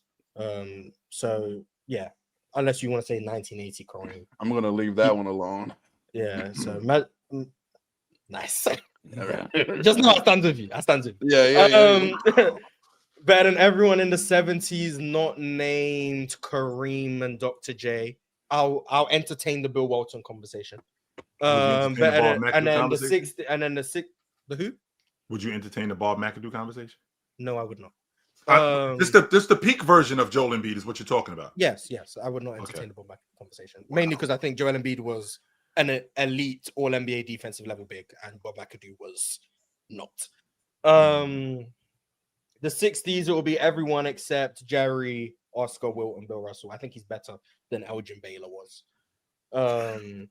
Jesus Christ. So that's like each decade. The 2000s, I think the 2000s there was a lot of guys I think were better. So Shaq was better, Kobe was better, Duncan was better, KG was better, Bron was better. Anyone else I'm forgetting? D Wade. Yeah. Better than D Wade? No, D Wade's No. Thank God. Okay. I think that's it. I might be forgetting some names. No, that's it. Did you go through the 2010s? Yeah. The 2010s, he's not better than Bron, KD, or Steph. Okay. That's where the love stops. He not better than Kawhi. He not better than Kawhi. I disagree with you. But that's 2016 Kawhi versus peak. I disagree with you. This is Marz's list, Yeah, Ken. and we This don't is have Marz's list. This is me thinking off the top of my head. If I really got into it, maybe I'd move Joel below some of the names. Maybe I'd move him above some of the names. But off the top of my head, that's Is he better than Chris Paul to you? No. Marz, you can't tell me he's better than Chris Paul and then tell me that Elgin Baylor wasn't better than him. I'm not Elgin Baylor as you. I'm not as high on Elgin Baylor as you. Oh my goodness. Is he better than Chris Paul? Yes. If I think he's better than Steve Nash. They're in a congregation. They're all chilling. Like, I don't know. They're all in the same realm. It's a high peak. It's a very high peak. He's a top 20, 25-ish peak. That's where I have Joel Embiid. So there you go. Okay. That's fair. Assuming Okay. Sure. What was that one? We got the members chat from Toast the Goat. A preemptive crash out is crazy. I think you started you, Chill. Yeah, that was tough too. I forgot to pull out at the Golden Dragon. Wow, you are living dangerous. I mean, you are living dangerous. You in there being a sushi boy. First of all, let's get to the why the coach of the Jets a Niners fan? Let's get to the bottom of this right now. Number one, I don't know where y'all get this Aaron Glenn thing from. One, he's darker than me. Two, I'm better looking. Three, I'm taller than him. So I don't know where y'all getting this Aaron Glenn thing from. I don't. I have no idea. It's not a 1-for-1, Chill. Y'all aren't twins, but y'all look like y'all could be related. You feel me? It's the snow. That's all it is. It's just the snow. That's all it is. A lot of people look like they could be related. I think it's a little bit more than that, personally. But what are you saying, Marz? I can understand. I can understand where people see the comparison. Now, my one is always going to be James Posey. Like, you look just like James Posey. James Posey for sure. But like, I can see the comparison with the NFL. I've seen the pictures. I can see it. Yes. But James Posey, they put you, Glenn, and Posey all lined up. People would definitely could see y'all as like brothers or cousins or something. I've actually had people ask me, am I related to James Posey? Yeah, I don't think that's a bad thing, too. I've had people ask me that though. Yes, are you related to James Posey? Because I've even gotten, and I don't know where the hell this comes from, but I've gotten Shannon Sharp, and I'm like, I don't know where the hell y'all see Shannon Sharp. Nah, that's a stretch. Like that dude. That's Shannon Sharp. I don't know what talking that about. Jeffrey T. Shout out, Chill from Patterson, New Jersey. Jersey in the house. What up, Jeff? Absolutely, brother. No doubt. Sorry to hear that. Cowboy Bob lost the PCL talking about Franz. Not fair. Go New York. Bob, you did that to yourself, man. Why would you do that? He did. That was the craziest thing. That was the second craziest argument I've ever heard on the PCL. The first one goes to ours truly, Penn, for not debating. Which you stood on business, Penn. I ain't mad at you. Aura, do y'all think someone's gonna sign Russ soon? I hope not. They should. I got a question. He's an NBA What is wrong with you, Jack? I got a question for the panel. So, one, where do you guys think Russ is today, and what is the consensus on Russ? There's a difference between where you specifically think he is and what the consensus on Russ is. Top The 250 consensus player is that he should be signed, and my opinion on him right now is that No. belong. What kind of player do you think he is today? Like, and what's the consensus on Russ? What we're seeing from Russ is a guy that's his game's never adapted with the times, and he's never broken old habits, and you can't have him on a team in a big role anymore. But he's too big of a name for you not to have him on your roster and him ride the bench. So where do you draw the line? He's probably good enough for the bad teams to get them a couple more wins if you give him high usage. But those bad teams don't want to win. They want to give the ball to their young guys, and then you can't have him on a contender because you can't trust him and he can't finish games. Thank you, Damien. Where does that leave you in the ecosystem? Man, I just watched the Timberwolves and Bones Highlands, and you're telling me, like, come on, man. You would rather have Russ. I'd rather have Bones Island. Right. You'd rather have Russ? Oh, you would not rather have Bones. Yes, I would. Real quick, but I don't think you guys understand. I strongly disagree. I don't think you guys understand the detriment to offenses that Russ brings to your team. I would rather have what Russ does to your offense on your team. I don't think you guys are really watching like how bad your offense is. Talking about Ox, I think there's people who still see Russ as Russ. No, chill. I don't think that. I just think people understand Russ is still better than Bones Island. The usage that got him. The problem is Russ still sees people are himself saying as Russ. He's a top 450 player on the planet. That's what people are saying. Yeah. But we do got to keep moving. Just got a couple left. Let's get through these real quick. Purple political breakdown. Luka was better than Jokic in 23. Ozzy cooking on the Barbie. Ozzy cooking on the Barbie in 23. The second part of that, I was wanted to say, Ox, though, just one thing. I just want to say thank you to everyone that's reached out, showing love after I've come on the panel and things like that. It's been incredible. Also, the kids tonight, if you're watching and you want to take photos, thank you guys. It was a very humbling experience for me. I just wanted to say that. Damien, just so you know, Damien, when you come on the show, because we've had other people come on the show, if you suck, you're gonna find out, and if you awesome, you're gonna find out 100%. So and if you suck, you'll stick around sometimes. No. Yes, I appreciate that. They've been complaining for Penn to be gone for months, and he's still. Penn does not suck. I'm tired of Penn does not suck. Penn does not suck. It's like 4 people with like 6 burners. Okay, this is like the same people over and over and over. Or it's 24 separate people, which isn't a lot of people. Penn 24, that's nothing. If you think Penn sucks, you're not. Penn, you're here for a reason. Appreciate Penn does have his defenders. There's some guy who's like Jamal. It's me. I'm in Penn's fan club. It's me. He be defending. It's me too. Hey, that Murray guy, hey, that Murray guy be on my neck. My goodness, brother. Just to wrap it up, let's blow through these ones real quick. Unknown Warrior Penn, I promise you, Kawhi has never ever in his life been good enough offensively as Pete can be. Sure, whatever. Hey, why'd you start reasoning with some conviction? Wow. I don't know. I don't agree, Penn. If you don't agree, but look, I'm fine saying Kawhi peaked higher. By the way, that was Then how Joker? good was White Chocolate? No, then Embiid. Well, Very both good. actually, but I'm not going to start that because I got to go. I'm not going to get into that. We don't have time. How good was White Chocolate? Man, you got to go back and watch for yourself. Ahead of his time. Elbow pass, Ahead of his time. Penn, how fast can you read this list? 45 seconds. We don't got time to discuss. 45 seconds. Okay, go ahead. Penn, how ass is Ayton? Let's find out. Let's go, Penn. Go. Here, 38 centers better than DeAndre Ayton for the Los Angeles Lakers. Let's hear it. Jokic, Embiid, Vucevic, Domas, Şengün, Jared Allen, Zubac, Embiid. I Embiid twice. My bad. You did. Can I start again? Okay, let me start again. Yes, from the top. Yes, go ahead. Jokic, Vucevic, Domas, Şengün, Jared Allen, Zubac, Embiid, Cat, Bam, Khalil Ware, Wemby, KP, Naz Reid, Gobert, Lively, Gafford, Evan Mobley, AD, Kessler, Klingon, Duren, Horford. Draymond, Claxton, Chet, Edie, Yabusele, Steven Adams. Hell no! No! Cornette, Isaiah Stewart, Mark Williams, Mo Wagner, Miles Turner, Jay Huff, Jakob Poeltl, Mitchell Robinson. Suck it. Did you say Robert Williams? I did not say Robert Williams, but Robert Williams as well. Okay. Masink OG, Damien. Hope I spelled it right. I don't think you did, but that's okay, Masink. Definitely is a good new addition. Shout out Lawrence Funderburk and Sonny Weems. Y'all about to find out about Yabusele this year, man. No, we not. No, we not. We man. Appreciate the calm words. Appreciate the absolutely. Calm words, Yo, all right, y'all. Down under. Definitely a heck of a show. Loved it. Shout out to Splash Sports. Shout out to the panel.